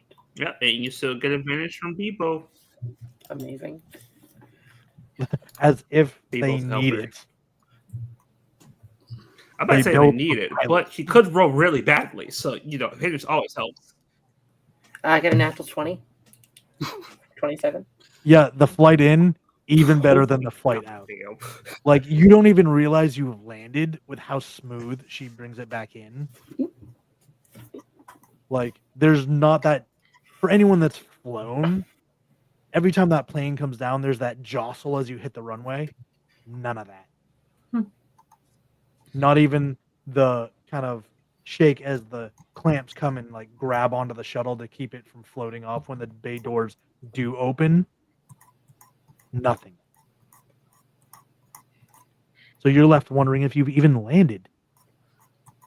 I'm going to go over to the door. I'm going to open it, and I'm going to be holding the protein bar. Yeah, gets Wait, out, aren't goes you around supposed the to be back. fucking driving? What do you mean? We're already here. How the? We are? Fucking give me that.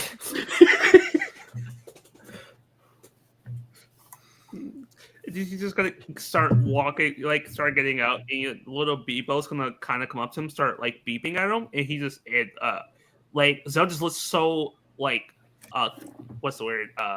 Not accused, guy. What's the word? Offended. He looks so offended. Do you kiss your mother with that mouth?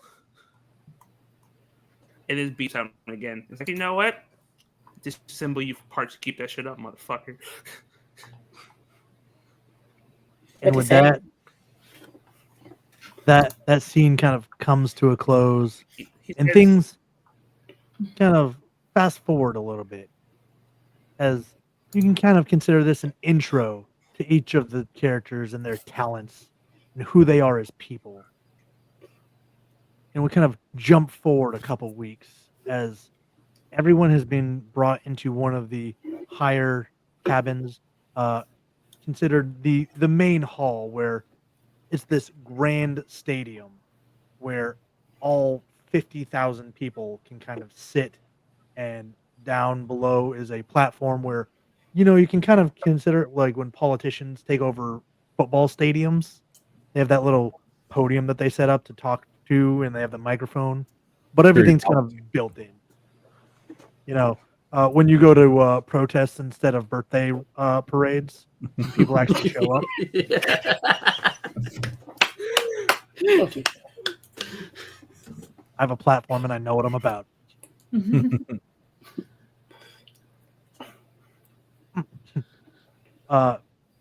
But as that kind of opens, things have happened. There are only now 4 current council members. as Director Hale was taken into custody. So instead of the 5 that you would normally see on stage, you only see Valeria Chen, a Japanese American woman, short, the jet black straight hair. She is the head of engineering for the station and handles repairs, maintenance, and the general functionality of the station itself.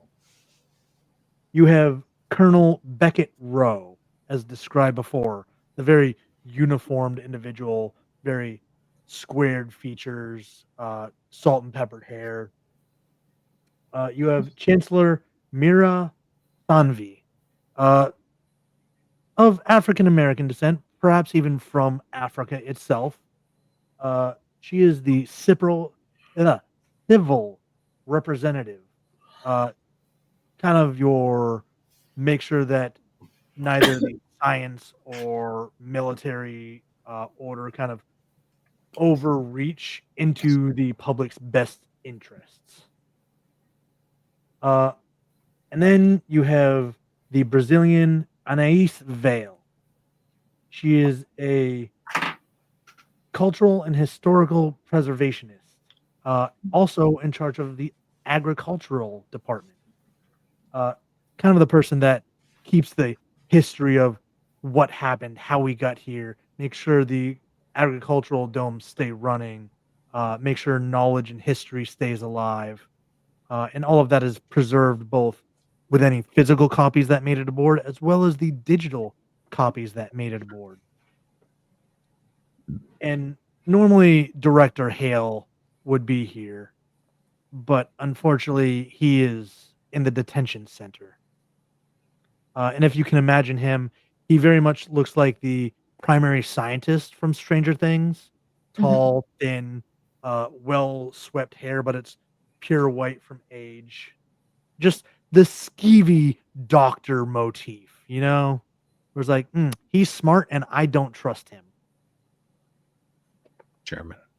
Yeah, right. But as the 4 of them step up to the podiums and prepare to speak, that's when we take our break. So these people can use the bathroom, get some snacks, drink some water, and unshrimp their spines because we are all complicated houseplants and need to take care of ourselves. We'll be back in like 7 to 10 minutes. We'll run our little be right back screen. Yeah, for those who are new to StreamYard, once you are all back, just please let me know in the private chat on the sidebar. And then once we have everybody, we'll get back and see what the second half of our episode has in store. Because the title of this is Return to Terra. And it wouldn't be very good if we didn't return to Terra, right? Exactly. Right. Stay tuned, folks. Check out See our you, channel nerds. points. Join our Discord during the break if you haven't already. And we'll see you real soon. Welcome back as we are now joining a grand gathering aboard the space station Pangea. Before we jump back into things, as you saw during the break, we are still aiming to raise about $500 for the Queer Youth Resource Center of Southwest Washington. The channel nor Twitch get any of the money that you donate, should you so choose. It all goes directly to that organization. And also, we have a 100-follower giveaway coming up. And right now, last time I checked, we're only about 20 followers away. So share this with your friends. We love telling spooky, scary, horror-themed stories with some levity stuff sprinkled in. You know, we have a great Power Rangers game that goes on here, courtesy of Techo Monk, where I don't have to sit up here in the storyteller seat for a change. It's great. And we have some other fun stuff coming up. Well, I'll surprise you. You have to join the channel. But I have another system that's just a little anime-based that's coming up. And it's going to be real fun. I actually had to make the character sheet my damn self because it didn't exist. Shout out to my man Felber for teaching me how to make fillable PDF fields. You're a real one. But as you guys kind of get into your seats, it's really nice technology that you guys have on the station. They kind of have a system where every seat has a button attached that would activate or at least pop it up so the seat could be recognized. And once recognized, there's a microphone that stands up from one of the armrests to where you can speak to the representatives yourself. Kind of a way to recognize everybody present on the station, but also have a measure of control so it's not people talking over one another the entire time. As they begin, the person that steps forward first would be Counselor Anais Vale. Or I'm sorry, no, it's Mira Sanvi, the civil representative. I'm sure everyone aboard this station is curious about the rumors about the condition of the station and what we are planning to do about it. Unfortunately, some of those rumors are true. The reactors here on the station are beginning to degrade and fail. But I and the other members of the council have come up with a plan that we're going to take everyone here back to Earth to recolonize and settle it. We believe the radiation has fallen below lethal levels and that we should all be safe. The plan is going to take weeks, if not months, to achieve,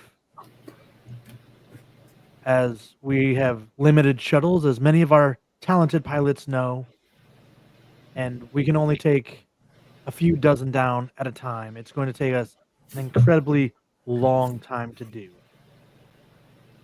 We will be making some preparations to send a forward team down to ensure the safety of our personnel, as the other option would be to try to land the station itself, and we just do not believe that the mechanical portion would allow that to happen in a safe manner.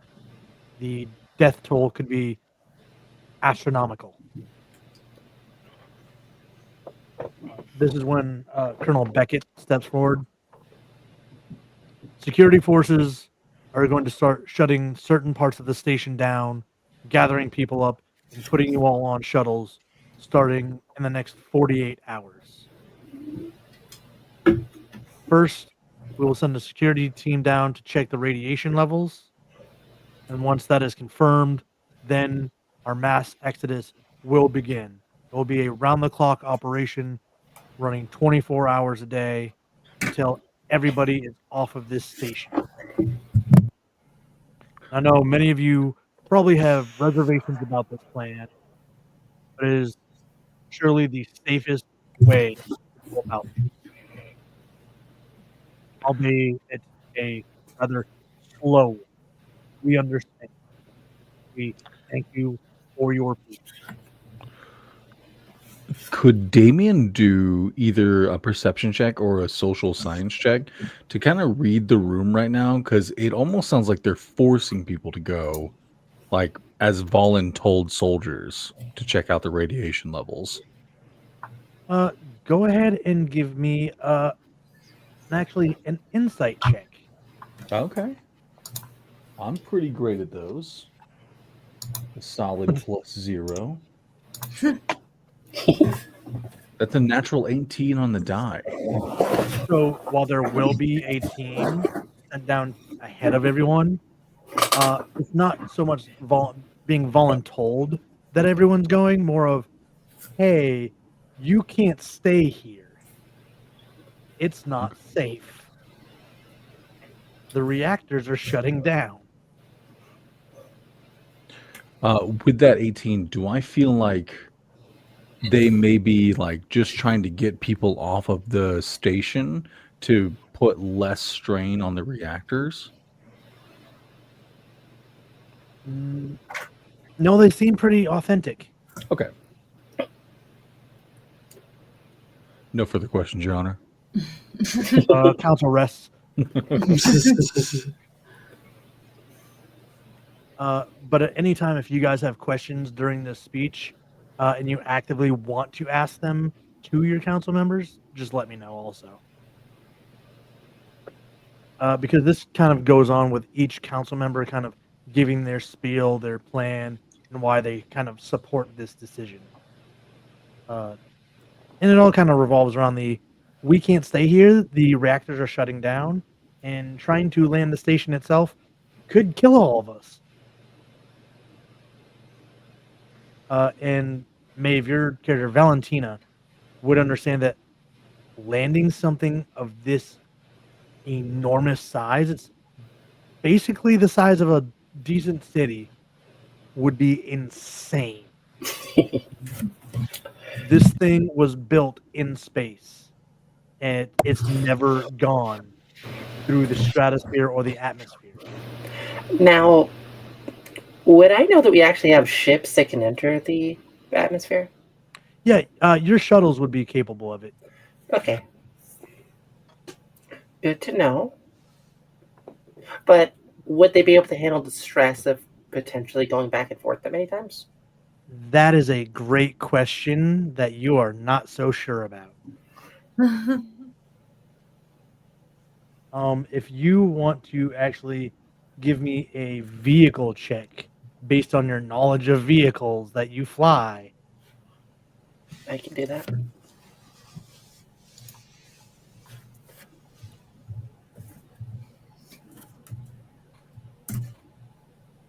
$21.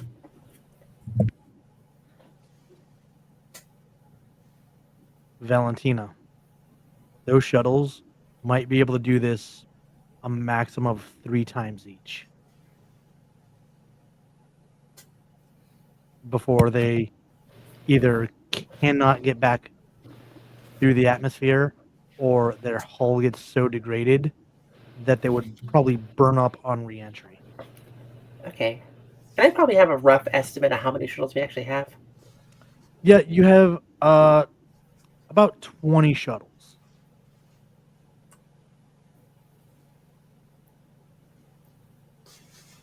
Huh. That's not good.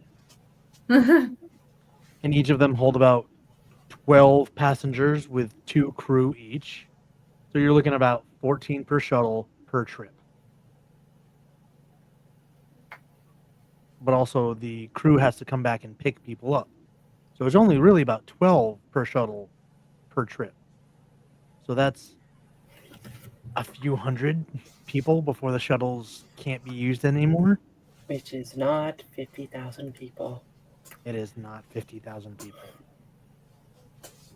It could technically take 724 people. You broke out the calculator, didn't you? Well, I did half math, and then my brain was like, "You don't have So to a little more actually than try. 1%? You know, you can use calculator, right?" Let the record show I turned and went 720 because I didn't want to be too. Listen, as there are not many straight people in my community, we have acknowledged that there are 2 types of queers. There are math queers and English queers. Rarely are you both. Hi everyone, my name's Depressomancy. I did competitive math when I was in high school and wrote in Nerd. literature. What a nerd. I bet he plays tabletop games too. Just like throw spitballs at him. This is why I cut the seams of my underwear so I couldn't get wedgied anymore.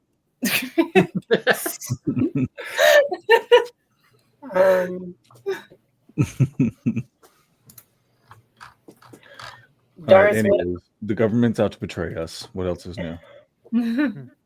This is just another day. if less than 1,000 people can make it to the planet, Mm-hmm. what's going to happen to the other 49,000 people? That knowledge begins to weigh on Valentina specifically, since she knows so much about the shuttles. Honestly, Zoe, you might have an inkling to this too, given your mechanics skill. You might come to the same conclusion that I have a question. even yeah, Okay. So obviously they can only do 3 trips. Would it be possible to repair the hull enough on the ships to maybe do another trip or two? Like if we got back onto the planet and actually either did repairs, maybe fix the hull, would there be a go chance to ahead get and give another me trip repair? a mechanics roll Yeah. to see how, because you have peers that are about the same skill as you. Um.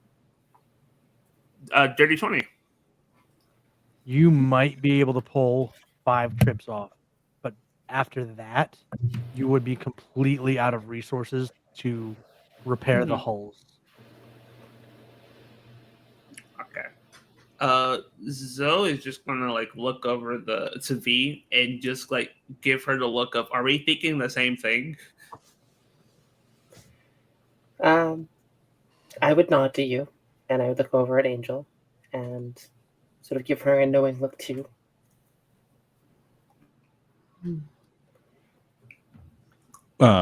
Can Damien do one more read of the room and then activate his microphone? Sure. So, what kind of read are you trying to get? I'd like to do the read after I speak out. Okay. But I would probably do like a read of the room on the value of what he's about to propose.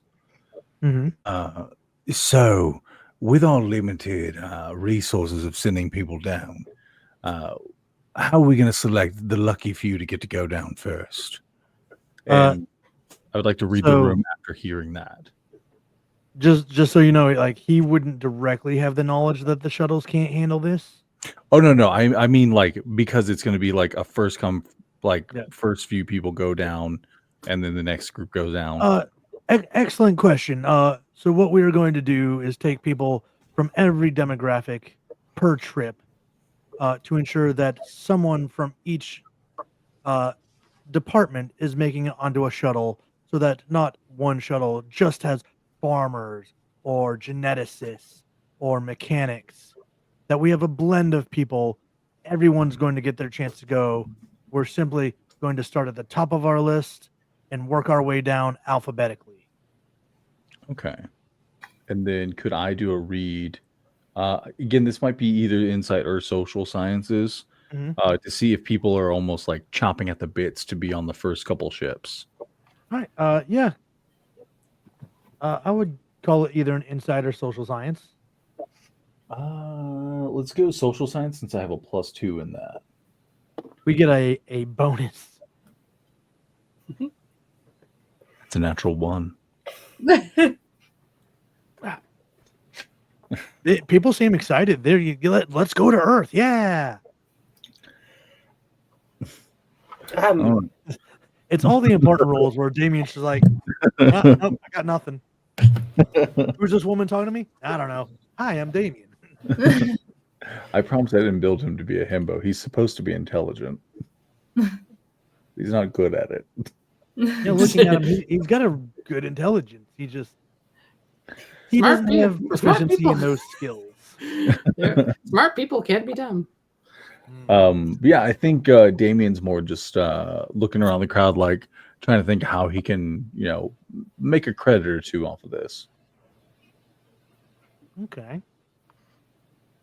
And Maeve, it looked like you were about to ask something. Yeah, I'm gonna. Actually, question. I would like to press my button, and so where is the landing site gonna be? We have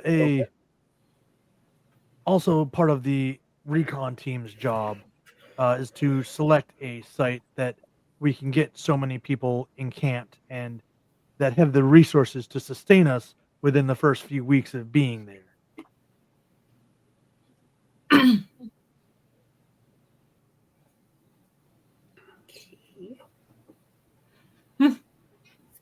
Cass is gonna press her button next. Yes. So, You said that you're going to pull people from each demographic. Do you have a list of names already picked out? Or are you waiting for volunteers? Or is this going to be some kind of random lottery? It's going to be done alphabetically, selecting the first one from each demographic to go on the shuttle and moving down the list as such. Basically going to like start at this department, take the first person on the list, go to the next one, take the first one off that list till they have a full shuttle, and that gets sent out. Are they going first name or last name? It's always last name. Oh, okay. As somebody who has had to line up alphabetically for most of their adult life, it's always last name. Not to interrupt, but Silver redeemed another reroll. Okay. I don't know if that's we for will- me or for someone else. Yeah, was that for Damien? I think you're the only one who's rolled recently, so Yeah. That's Yeah, fair. go ahead and re-roll your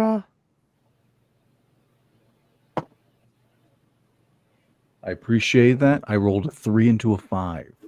I mean, there's People only up seem from where you left. really excited to go to her. Thank you, Silver. I appreciate you. I mean, Damien should be excited. His last name starts with A. Well, all my business is on the ship, though. Not for long. It's true. Yeah, but I have to make new contacts on Earth. Starting from scratch, but hey. I mean, Straight sure, up. you can definitely stay here, do some more shady shit, and die when the thing explodes. Hey, we had 6 months. If No, if my it's been a ancestors- couple of months since then. No, it's if been a my couple of weeks. now. ancestors can trade a paperclip into a mansion, Damien can get a ship out of here. Canonically, Damien's ancestors come from that guy who traded a paperclip for a mansion. Lord, Amazing. you're on the wiki. Darth, Yes. history-wise, History-wise. would I know what happened to the Dawn?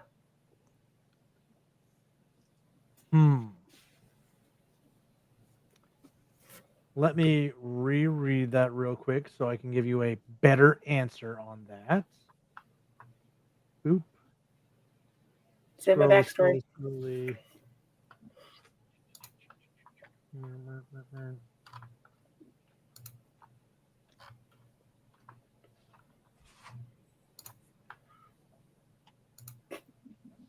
You would know that the mission that they went on, the New Horizon project, was a failure, but you wouldn't know exactly why it was a failure.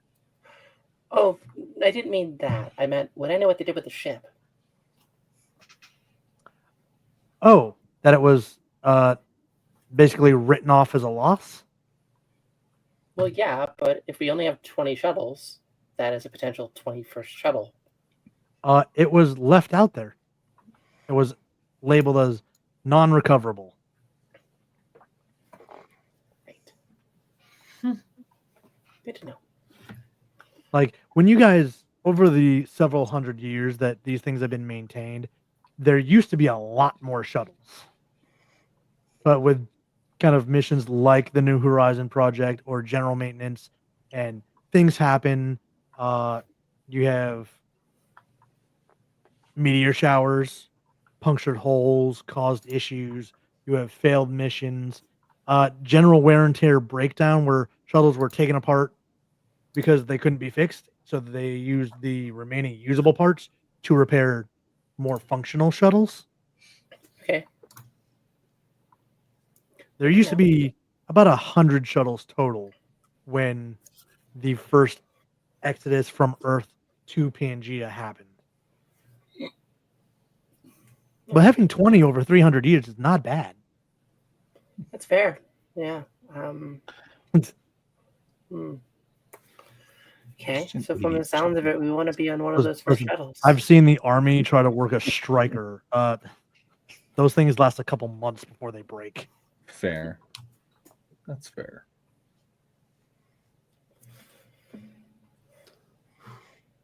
So yeah, if you could find it, you could see about salvage. But as far as your knowledge goes, it was labeled as non-recoverable. Okay. I was just What a thinking because horror it must be was inside a there. larger ship, would potentially fit more people. Mm-hmm. Mm-hmm. But You would just have to clean it out. yeah, a little bit. Why is this giving me vibes of what's that movie called? Horizon. Event Horizon. That's the one. Yeah. Yeah. You're giving me that's the vibes you're giving me right now. Listen, don't look at me. Maeve wrote that story themselves. I was like, cool, it's canon. So the ship can do a maximum of 3 trips. Yeah, it would have been a Potentially few years 5. back where Pangea launched a project called the New Horizons Project to try to see about more resources in the asteroid belt. But the shuttle labeled the Dawn never came back. And some people know certain levels of knowledge about that. Mm-hmm.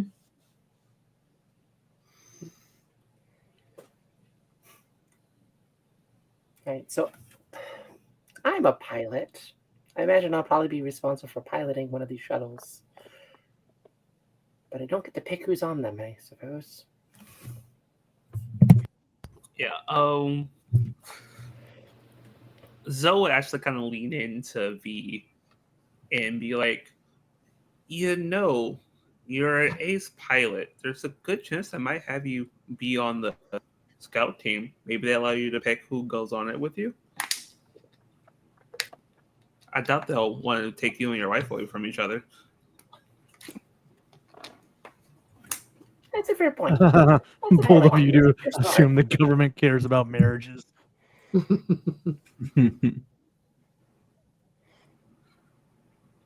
Or Zoe's like, or I could just hack her system and make sure that all of us are on the scout team. You should do that.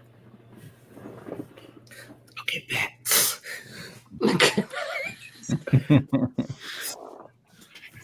He's gonna hack into their system to make sure they're on the scout team. All right, Hey, go ahead and give me a. You can do it right now at the big meeting with people. Yeah, he breaks out his little data pad, starts going to work. Go ahead and give me your computer check. Amazing. Oh, dice. I love you. So it's really cool. Black and blue dice. It's real cool. I rolled a 22. Nice. Nice.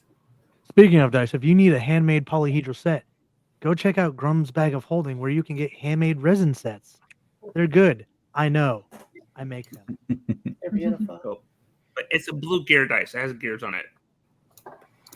Mechanic.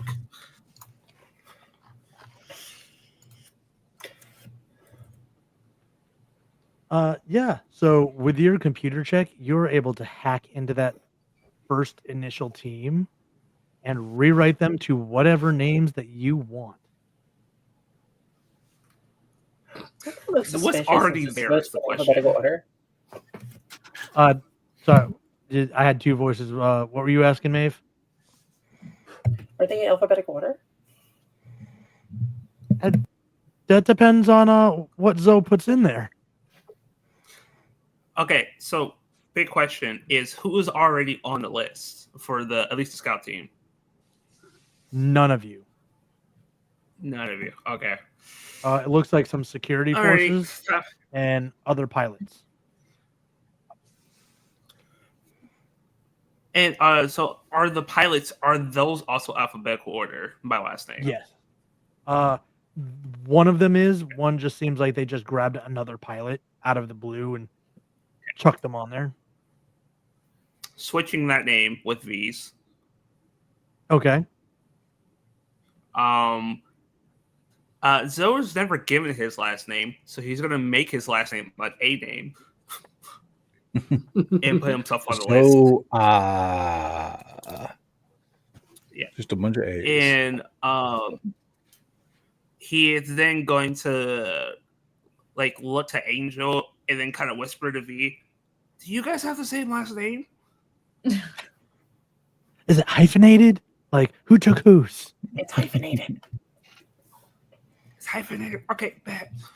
I'm changing your last names, by the way. You gotta deal with it. And I'm gonna change Angel's name, the last name, to instead of LaVey, it's just Ave. I'm just taking out the L. So it looks alphabetical. Yep, so it looks alphabetical. I put her name in there. Covering my tracks, changing her name. Just do it all days. Keep the L to switch them. Yeah, I have a yeah, question. and I'm just going to. Would Cassie notice him like doing stuff? I don't know how far she would be sitting away from him, but if she's sitting close enough, would she like happen to notice him like doing something on like a computer? Zoe, are you being sneaky about this? Well, it's mostly on the visor, so people can't tell it's on my visor except for like really cool emojis that usually pop up. Yeah, but there's something I am that you doing physically have to, something like, with my type on, hands. Right? Yeah, I am tapping like the air, so I'm doing something. Yeah. What I'm doing, you have no idea. Yeah, I would have to agree to that. Okay.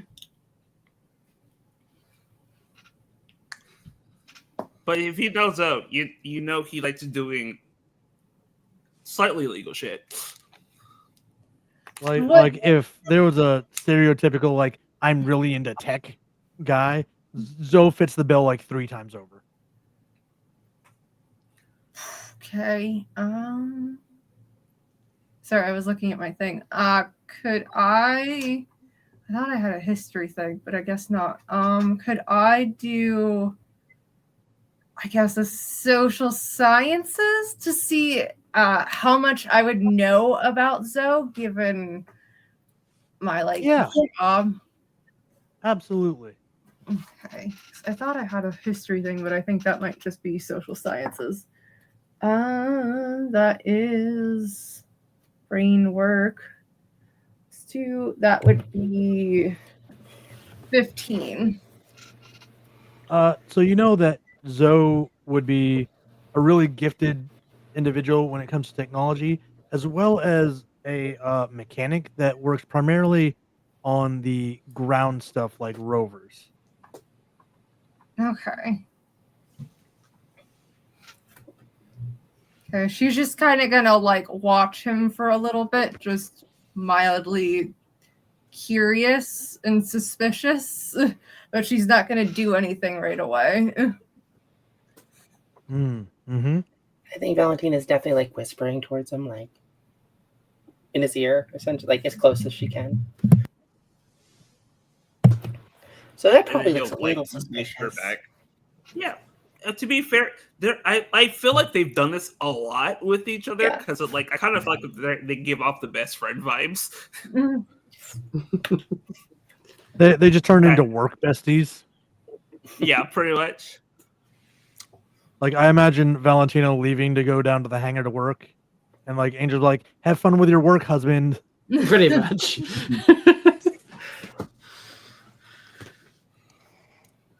I think seeing that there is a ship being loaded to be the first one, Damien wanting to capitalize on being the first one to set up the contraband ring, I think he's just going to stow away on the ship. Okay. He's a rather stealthy boy. Your last name starts with an A. You're probably on it. Yeah, but it's A-N. And this is a multicultural the scout society. team, as you looked at the roster, was primarily like a couple scientists and a lot of security in the Gotcha. Yeah. Well, I don't know him. Yeah. That's a 14 into a 21 on stealth. Okay. All right. It's not going to be a fun ride, but it'll be a ride. Hey, he's used to being in crowded places. As I imagine, like he crawls into like some cargo compartment. Is like, this sucks. He's got all 3 of his jackets on to deal with like the lack of thermodynamics in it.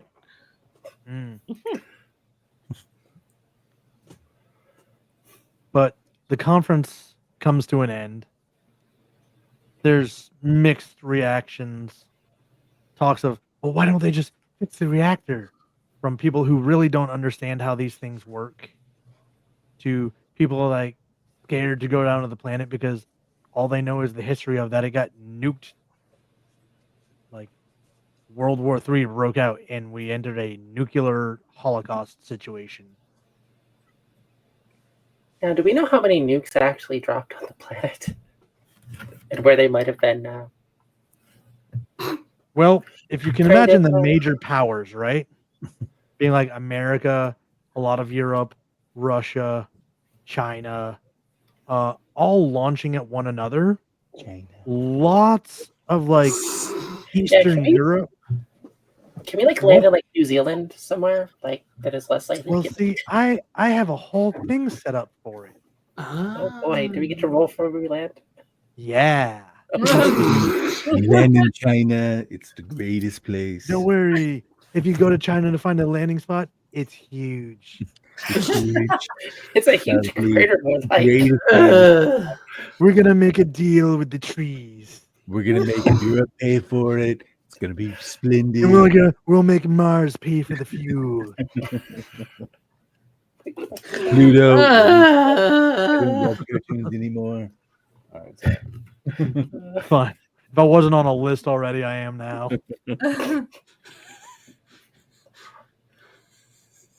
So yeah, the next day, your names are on this list to prep to go down. Damien, you make your stealthy entrance onto the ship. Wait, is Cassie on the list? Yeah, I was actually going to like mention something, but you kind of like skipped ahead to the next day No, before All right, go for it. I was gonna see if like after like the thing ends and everyone's like exiting, like Cassie just kind of like goes over towards Zoe and just kind of like corners him and was like, "Hi, how are you today?" Oh, hi. Oh, you are positively aggressive. What can I help you with? Jesus. Fair. I know a thing or two about you. I was just curious. Could you potentially get my name onto that first ship? Who the fuck are you? I'm somebody that you want to have as a friend. And I also have a lot of money that I can give you if I need to, but I'm definitely someone you don't want to piss off. Okay. You had me, and then you lost me because you just kind of threatened me, literally. I didn't threaten you. I just said you don't want to make me angry. I'm better as a friend. That's a You threat. wouldn't like me when I'm angry. That's a threat. You wouldn't like me when I'm angry. That's Shout out to the literally a guy that threat, actually dude. plays the Hulk. He's on our side. Can I make any kind of check to like overhear this? Well, let me see your passive perception. It's pretty decent. Yeah, no, you completely overhear this. I do not think this has any subtlety to it Okay. whatsoever. One's Absolutely very not. passive aggressive, and I feel like the other one is just kind of like autistic coded, Yeah, yeah, and a probably little doesn't bit. realize how loud he's being.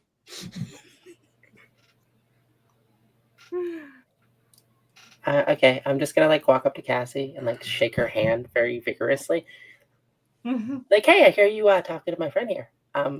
He likes snacks. Oh, I love snacks. He does love snacks. And then I'm just gonna like pull her in a little close to me.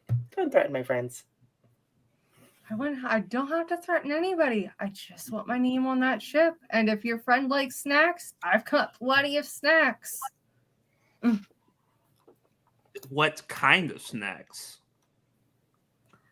I have quite a few protein bars. Okay, fuck, I'm in. What's your name? Wait. They need to be the right kind. You've been very Oh specific yeah, about what this to me. kind? I don't know. I have a variety.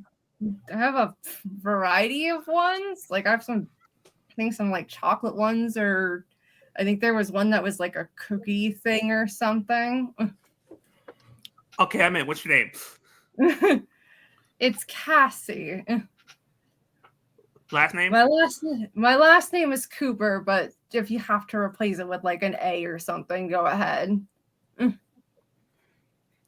Capper. No, Cassie doesn't make Cooper. sense. The A is silent.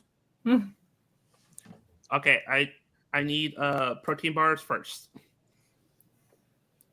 Ooh, payment up front. Exactly. I don't have anything. I don't have them on me right now. Meet me in about 10 minutes in the probably like corridor A or something, some kind of like quiet corridor, and I will have the Wait, protein bars for you.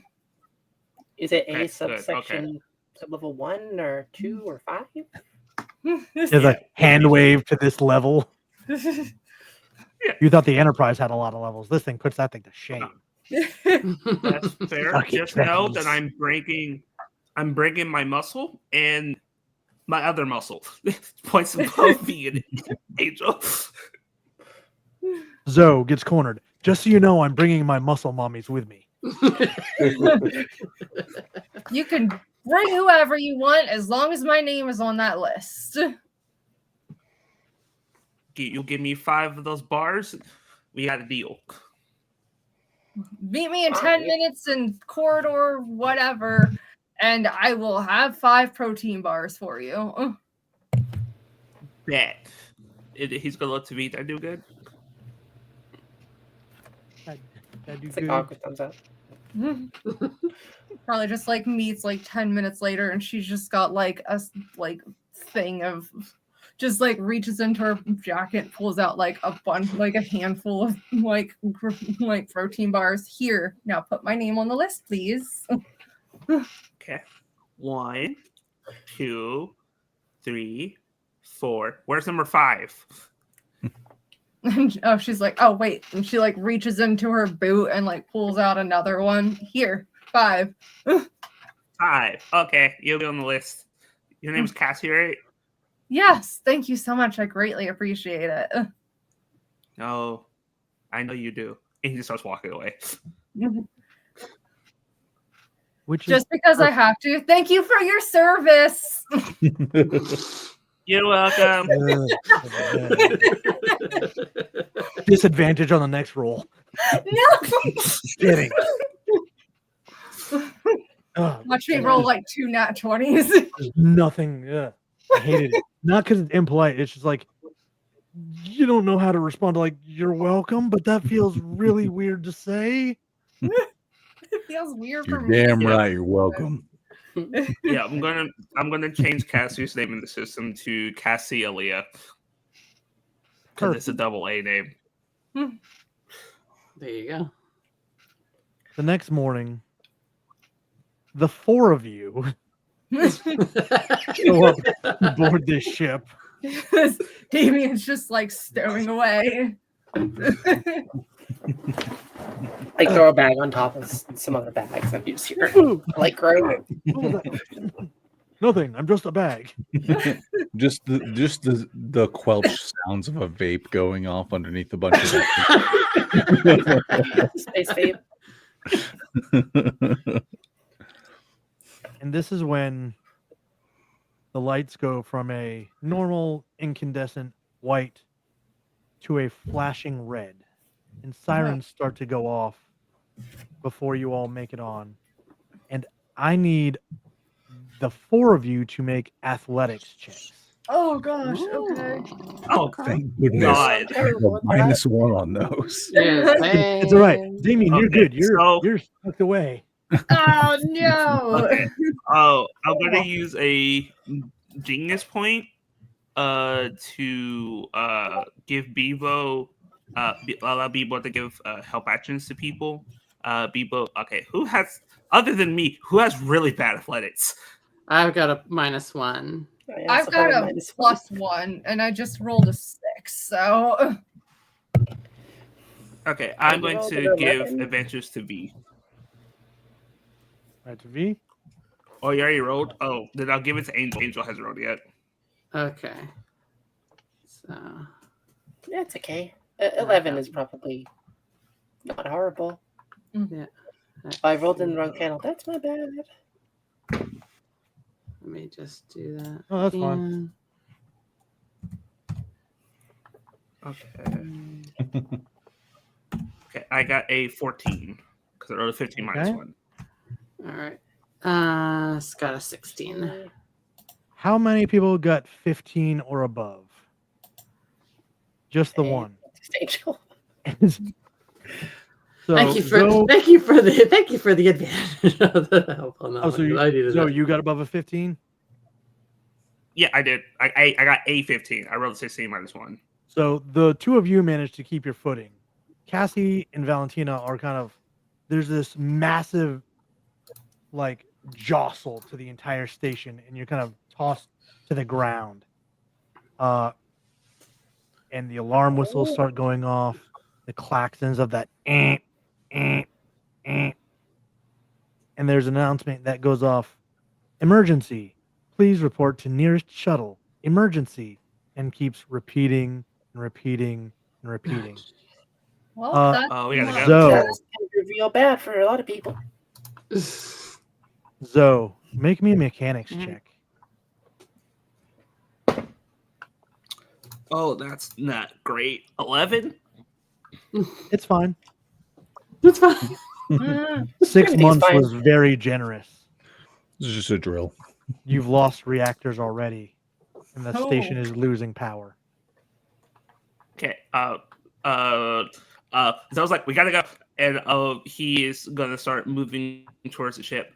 He is gonna use another genius point to turn on Bebo's. There's. I'm sorry. That's. Nope, that is the wrong thing. Never mind. I don't have that one. Oh no, yeah, it's called. My robot can do that, so I can give him certain proficiencies. I going love to give the him athletics. skills and stuff in this book. They are absolutely phrased in a ridiculous manner. I must have missed that because I don't Yes, have I'm gonna any give him- genius points listed. I could not find that. So it kind of explains how genius points Are you? work. Not everybody has genius points. Some have focus or influence. It depends Yeah, on your I'm a smart character. Oh, okay. Then I so have like tough heroes don't get like any of that. okay. They just get bonuses to other things. I also didn't get any. Smart characters get genius. Marcel, I probably should have asked. No, wrong person. I am so sorry, Darth. Yes. I have too many DMs. I'm sorry.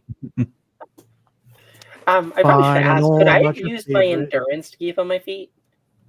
Yeah. What does that do? Endurance? Your endurance? It's a skill. It's a skill. Your skill. Okay. Yeah. You want to make an endurance check? Yeah. Can I re-roll it for endurance, or can I just add my endurance to what I rolled? Yeah. I think that's part of your class, right? Mhm. Yeah. Yeah, because tough heroes replace things with their endurance sometimes. Oh, I don't have anything like that. Or I was just asking, could I have used endurance to keep on my feet instead of? no, endurance is more of a check of stamina Okay, versus this is more of a balance check. right. Would that maybe be acrobatics? No, I'm not particularly good at that. it doesn't either. change anything. It's more narrative than anything else. Okay. It's not going to prevent you guys from getting on the ship. Okay. Now, Uh, you said there's another pilot on the ship? Do I know them? You probably would have come across this person as I pull up one of my other NPC names. His name is Bo Drennan. Okay. Oh, Dren.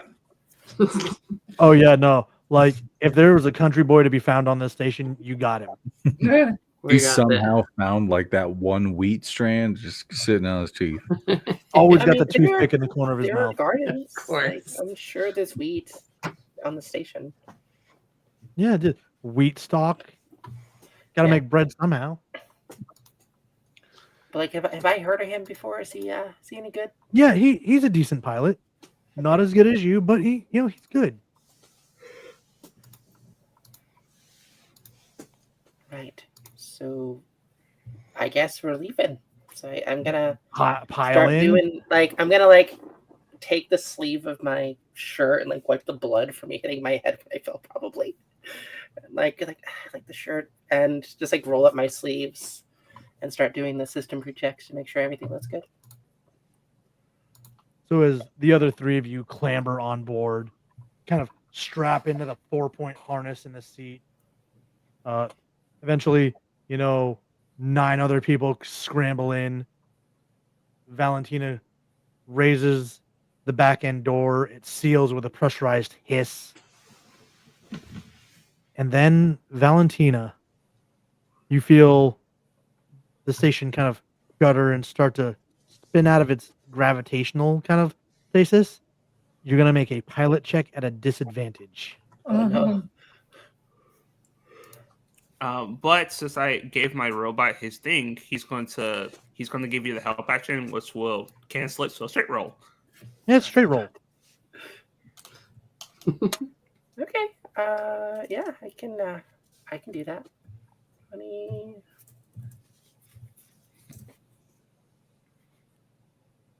$17? That's enough.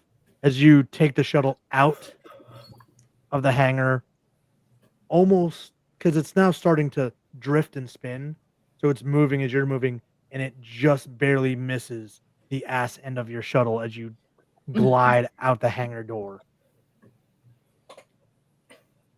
And then, where do you go from there? Do you just head for Earth?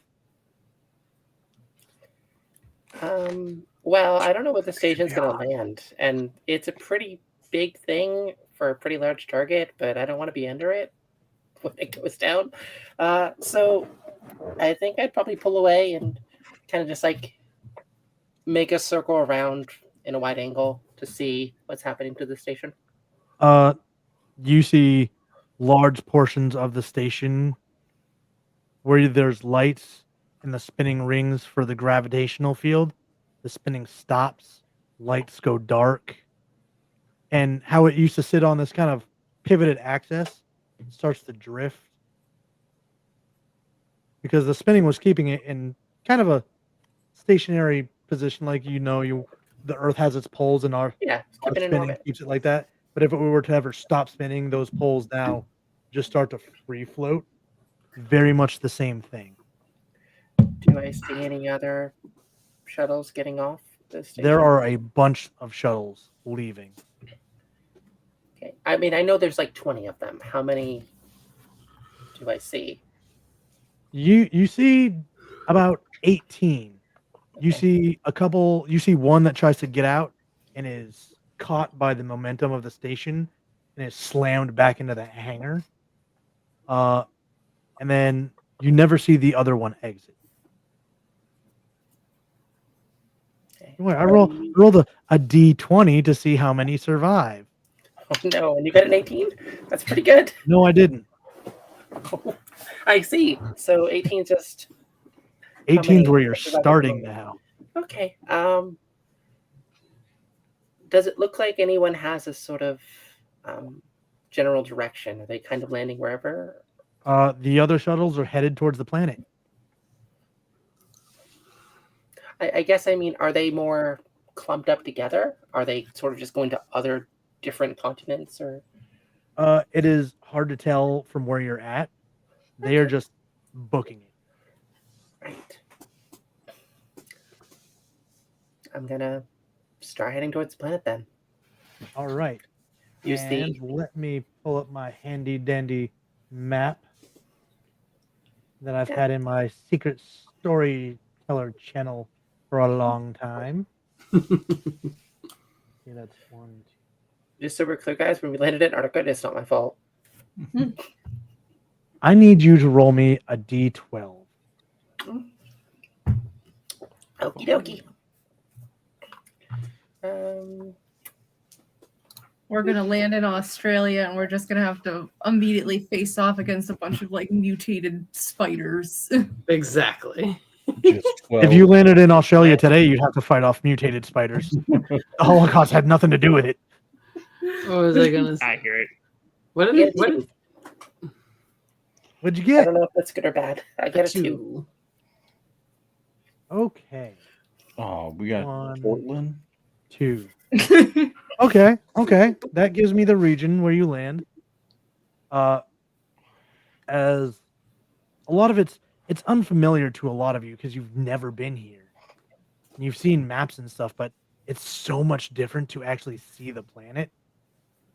But by the time all of you reach and land with your 17 piloting, you make it pretty easy. Only 13 shuttles make it planet side from various reasons, whether it's mechanical failures or collisions. But you land in what seems to be a northeastern corner of a country or a continent. And as you land, it's all I'm gonna save the description for when the back of the thing opens because I don't want to ruin it for everybody else. So Valentina, you land.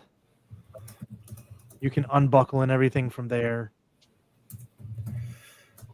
And then do you open the door for everybody to disembark? Not immediately. You check on them first? I mean, I'm going to take a deep breath first. I'm going to look over to Bo, see how he's doing. You get the biggest, dumbest, goofiest smile with a thumbs up. Great. I'm going to high five him and be like, good job. Hell yeah, brother.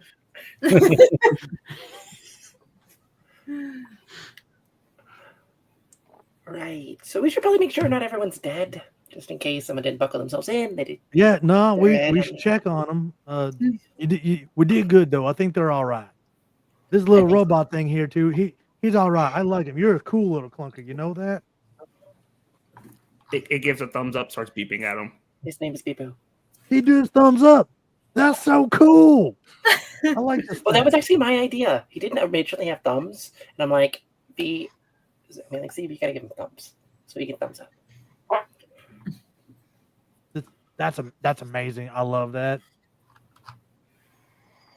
And then you can open that sliding door between the cockpit and the crew seats to check on everybody.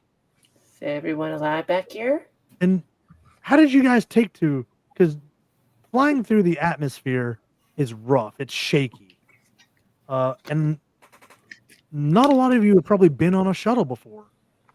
I feel like everybody is generally okay. Damien probably has the worst of it. You guys don't even know Damien's there yet. Damien Damien was is high as a pushing kite between and 20 different loose as bags. water. He has to push them. Damien was high as a kite and loose as water. He is fine. He's like, I know this is going to be awful. I need to make sure I do not remember any of this. Just the whole time, as soon as the red light started going off for the alarms, he was just panic vaping.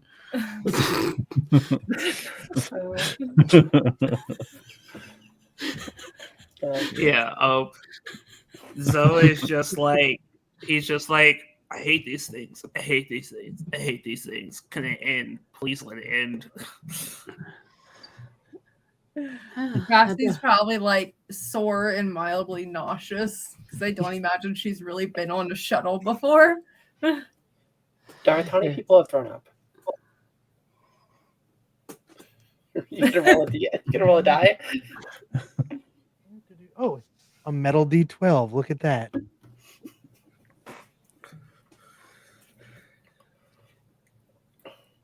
Six of the other crew No. have either vomited on the floor or have a bag in front of their face and are like breathing heavily, like, Right, you're cleaning that up. Gonna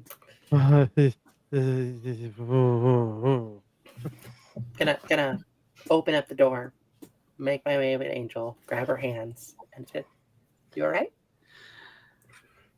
As long as we don't have to do that again, which I guarantee we won't. Well, does everyone want the bad news or the worst news? You know what? Just hit us with both. Give us the both. Well, Information's the good news power. is I don't think you're going to have to do that again. That's the bad news. The worst news is I think the station's toast. Oh You yeah, didn't it blew see up. because It's you were back fucked. here, All but the reactors. all the Hey, lights hey, shut off and it stopped spinning. don't steal my thunder yet. It's not great. Yeah, the reactor blew up. Yeah, I I don't thought know if it blew up. we I think it just died. no, it blew up. It imploded on itself, and it caused a spontaneous combustion, which throughout the entire ship, which means it definitely exploded. Well, I should we see where we are? I guess the good news is we didn't have to deal with space Chernobyl. But yeah, it's a good idea. Let's find out where Now we we have to are. deal with our Chernobyl. Let's hope not. we should probably check the air. Let's check the air here. I'll check the air, and he's gonna pull up his thing to try to get a read of the area to see if it's breathable. All right.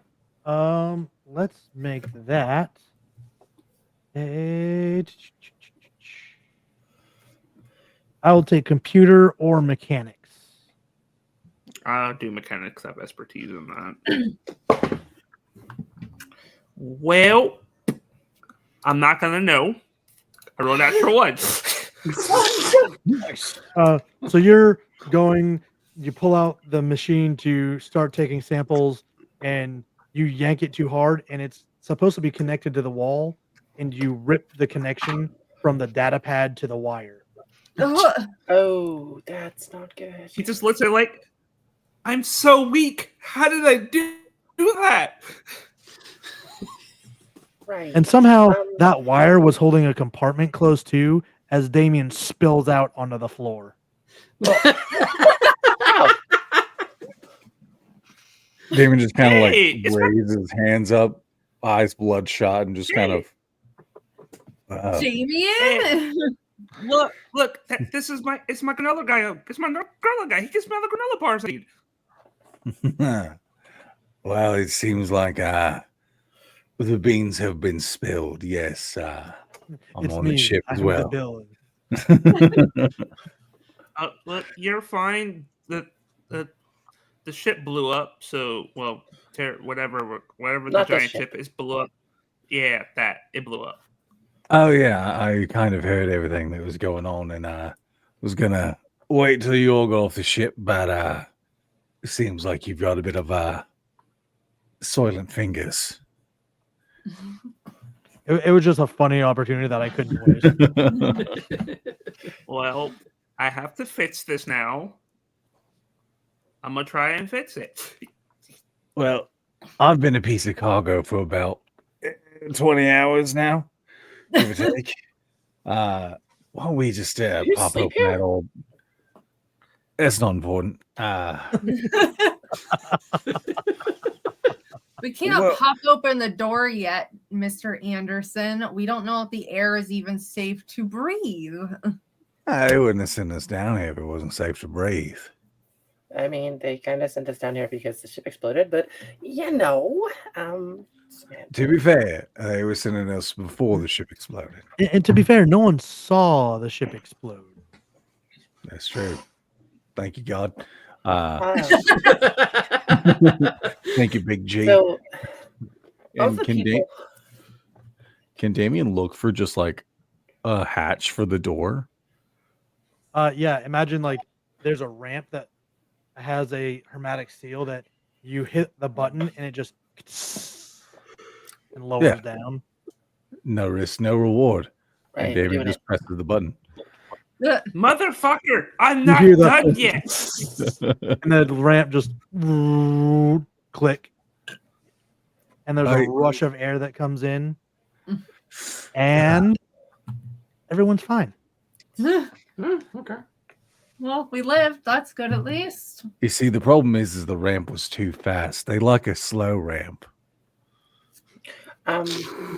You're gonna see a small robot come up behind you and just push you out. You're the guinea pig.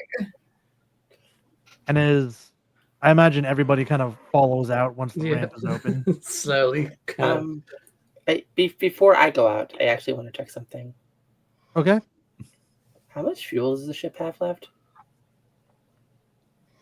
So they run on a kind of nuclear charge system, Okay. but it has about half battery left. Okay. And you would I know. still use the ship to travel in atmosphere. Yeah, you're not sure how the atmosphere would affect the fuel usage because it's always been 0G travel when you use it. Yeah. It might put a little bit more strain because you're also in a gravity situation. Yeah. I mean, I was just thinking if we need to relocate somewhere, we have a way to do that. Fair. Just in case we landed in the middle of fucking nowhere. Well, if you did, you rolled that, so then it's your fault. Yeah. We can't even blame Bo for that. But assuming that the ship kind of has a high-tech GPS built in that can kind of tell you your region of where you are in what used to be southwest Massachusetts. Oh God! I'm not even kidding. That is the region you rolled. Why do you put me in the place where I'm fucking from? Listen, I didn't do that. You did that. You know what? The dice tell us Welcome okay? home, babe. But as each of you kind of step out off the ramp to take in your surroundings, all you see, as far as you can see, miles and miles of pristine white sand dunes. And that is where our curtain closes for that episode. Oh. Welcome to the northeast deserts of the United States. Welcome to Massachusetts, everyone. Thank you, everybody, for coming and watching this pilot episode of Return to Terra. We had to leave it on a bit of a stressful cliffhanger just to mess with the players a little bit. Thematically, it makes sense to leave them hanging there. But I could not tell these stories without amazing players here to tell the story with and for. And I like to give them credit, give them some spotlight. And so you guys at home get to know who these people are in case you're not part of our community, which why aren't you? We have an amazing people. Look at these folks. They do so good at role play. Look at them. And we do all kinds of fun stuff, but I will get to that after. But let's start with Zoe. Who are you and where can people find you on the interwebs? Hi, I played Zoe. What my class was, I was a smart engineer. You can find me on sites for Techomonk. I don't really post much, so if you go there, you're not really gonna find anything. So, yeah. But you will see me again next Sunday because I'll be running our episode 5 of our Power Ranger campaign. It's dope. You'll It see is. at least 3 of those same faces you see now. I'm one of those faces. Me too. They put me in charge, and I don't think it was a wise choice. Oh, it's gonna be the best choice, especially for when I plan for all of you. It's fine. We're fine. Everything's fine. Everything's fine. Angel. Hey. So I played Angel. She is a charming hero manipulator.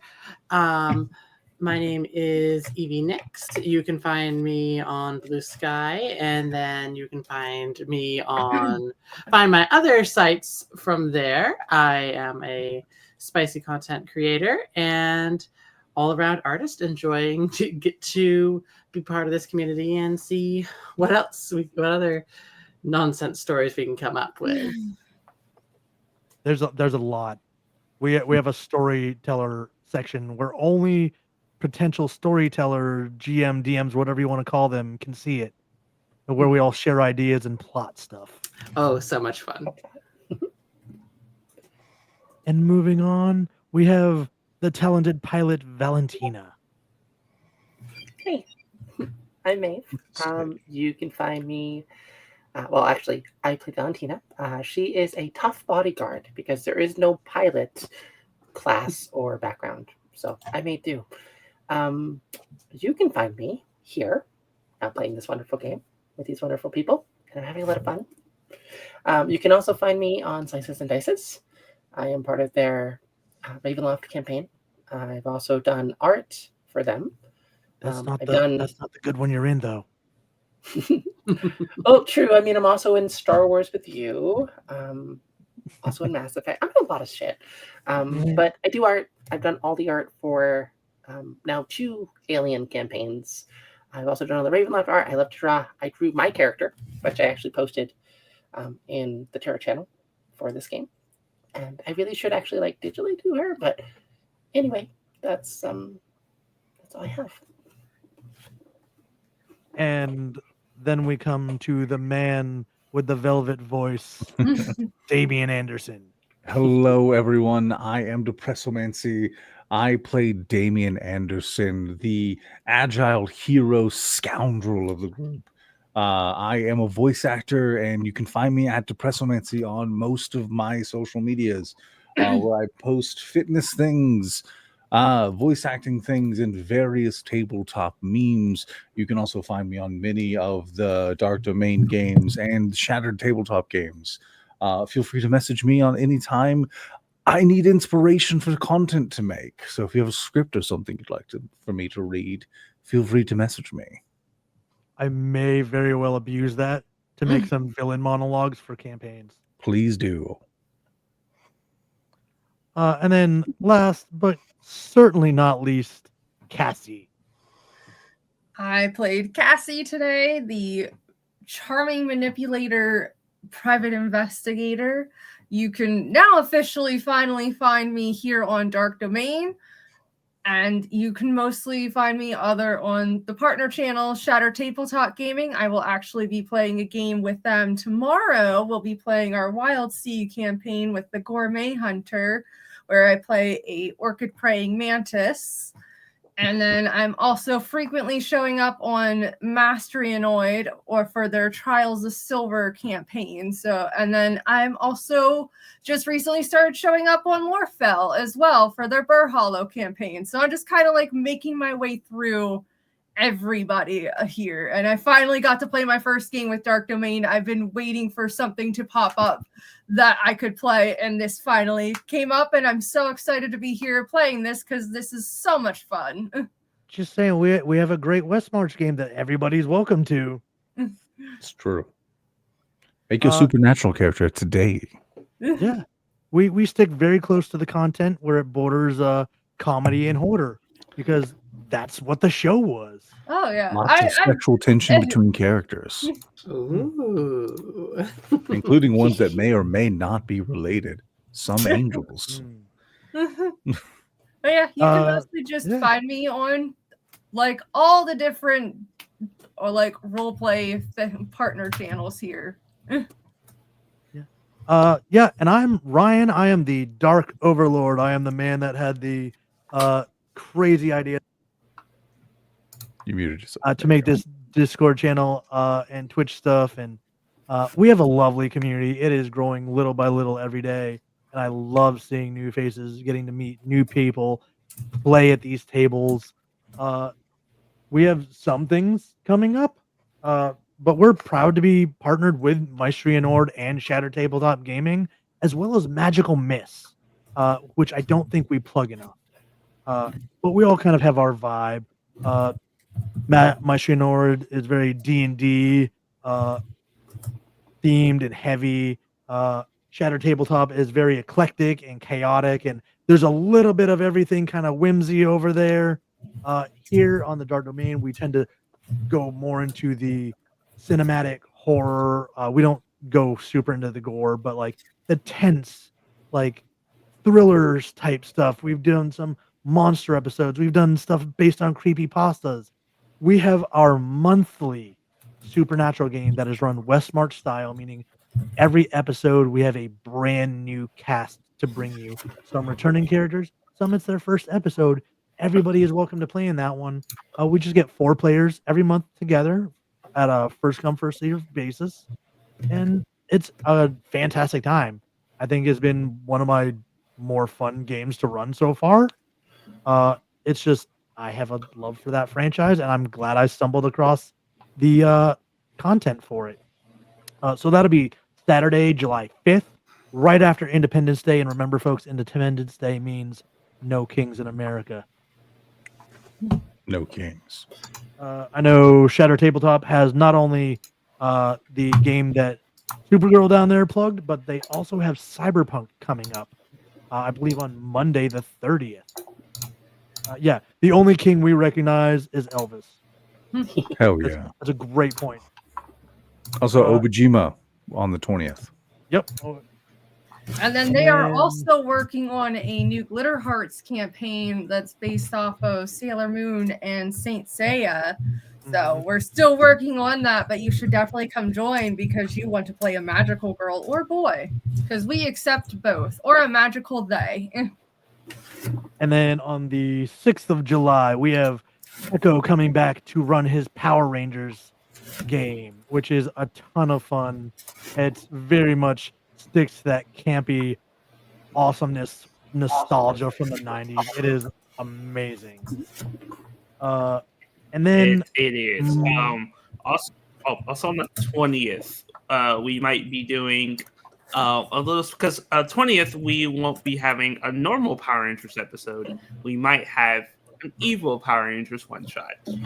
Oh, sounds amazing. Which I'm very jealous of.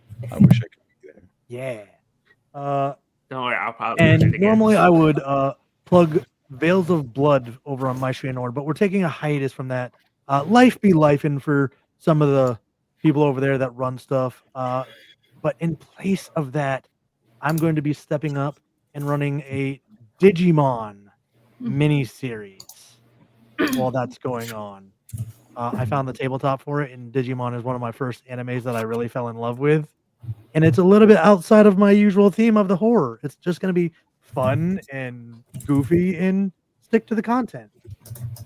Other than that, you can come back here for Return to Terra at the end of July, the 26th. We'll have episode 2 ready for you. But yeah, remember we are raising money for the Queer Youth Resource Center of Southwest Washington.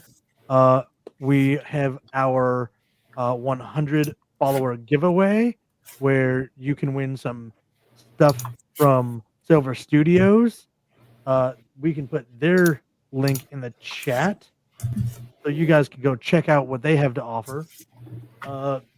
If you like what we did tonight, go check out our YouTube channel. We've done all kinds of fun stuff. We have Power Rangers, we have Supernatural, we have Vampire the Masquerade, we have World of Darkness stuff, we have some homebrew stuff, we have some one-page fun stuff like The Witch is Dead, which I initially played on Slices and Dices. I had a blast with Matt, so I ran it here. It was actually our pilot game for the channel. So that was a blast. And remember, when you come back, save up those channel points, mess with or help the players out. And finally, thank you again to Cyberscream for letting us use your music in the upcoming Vampire the Masquerade campaign that will be launching in September. And a little secret that all of our one-shots for Vampire that we have ran are actually prologue episodes to the campaign. So if you want some backstory, go over to the YouTube channel and check that stuff out. But that's it for us tonight. I appreciate all of you coming out. What's up? I actually wanted to bring up a point. You said the next game would be the 26th. Yes. I will not be here. Okay, we will figure something out. I will We will- be in New York City at SciCon. Pilot school. Gross. How So- dare you hang out with Matt and all those people? We'll Just wanted to make figure sure you something out. Either we'll figure out another day to do it, or we'll either reschedule or we'll figure something out narratively. Okay. So it'll be I fun. mean, I can just stay with the ship. It's perfectly fine. I'll watch the ship. Well, I mean, that, and also being getting to make sure everything survived intact. Yeah. Going down. So if you guys Well, want to yeah, play with that, that's perfectly okay. Come play some games with these people. They're amazing. And Do it. we may or may not have some new storytellers coming up. We will reveal that in a appropriate time,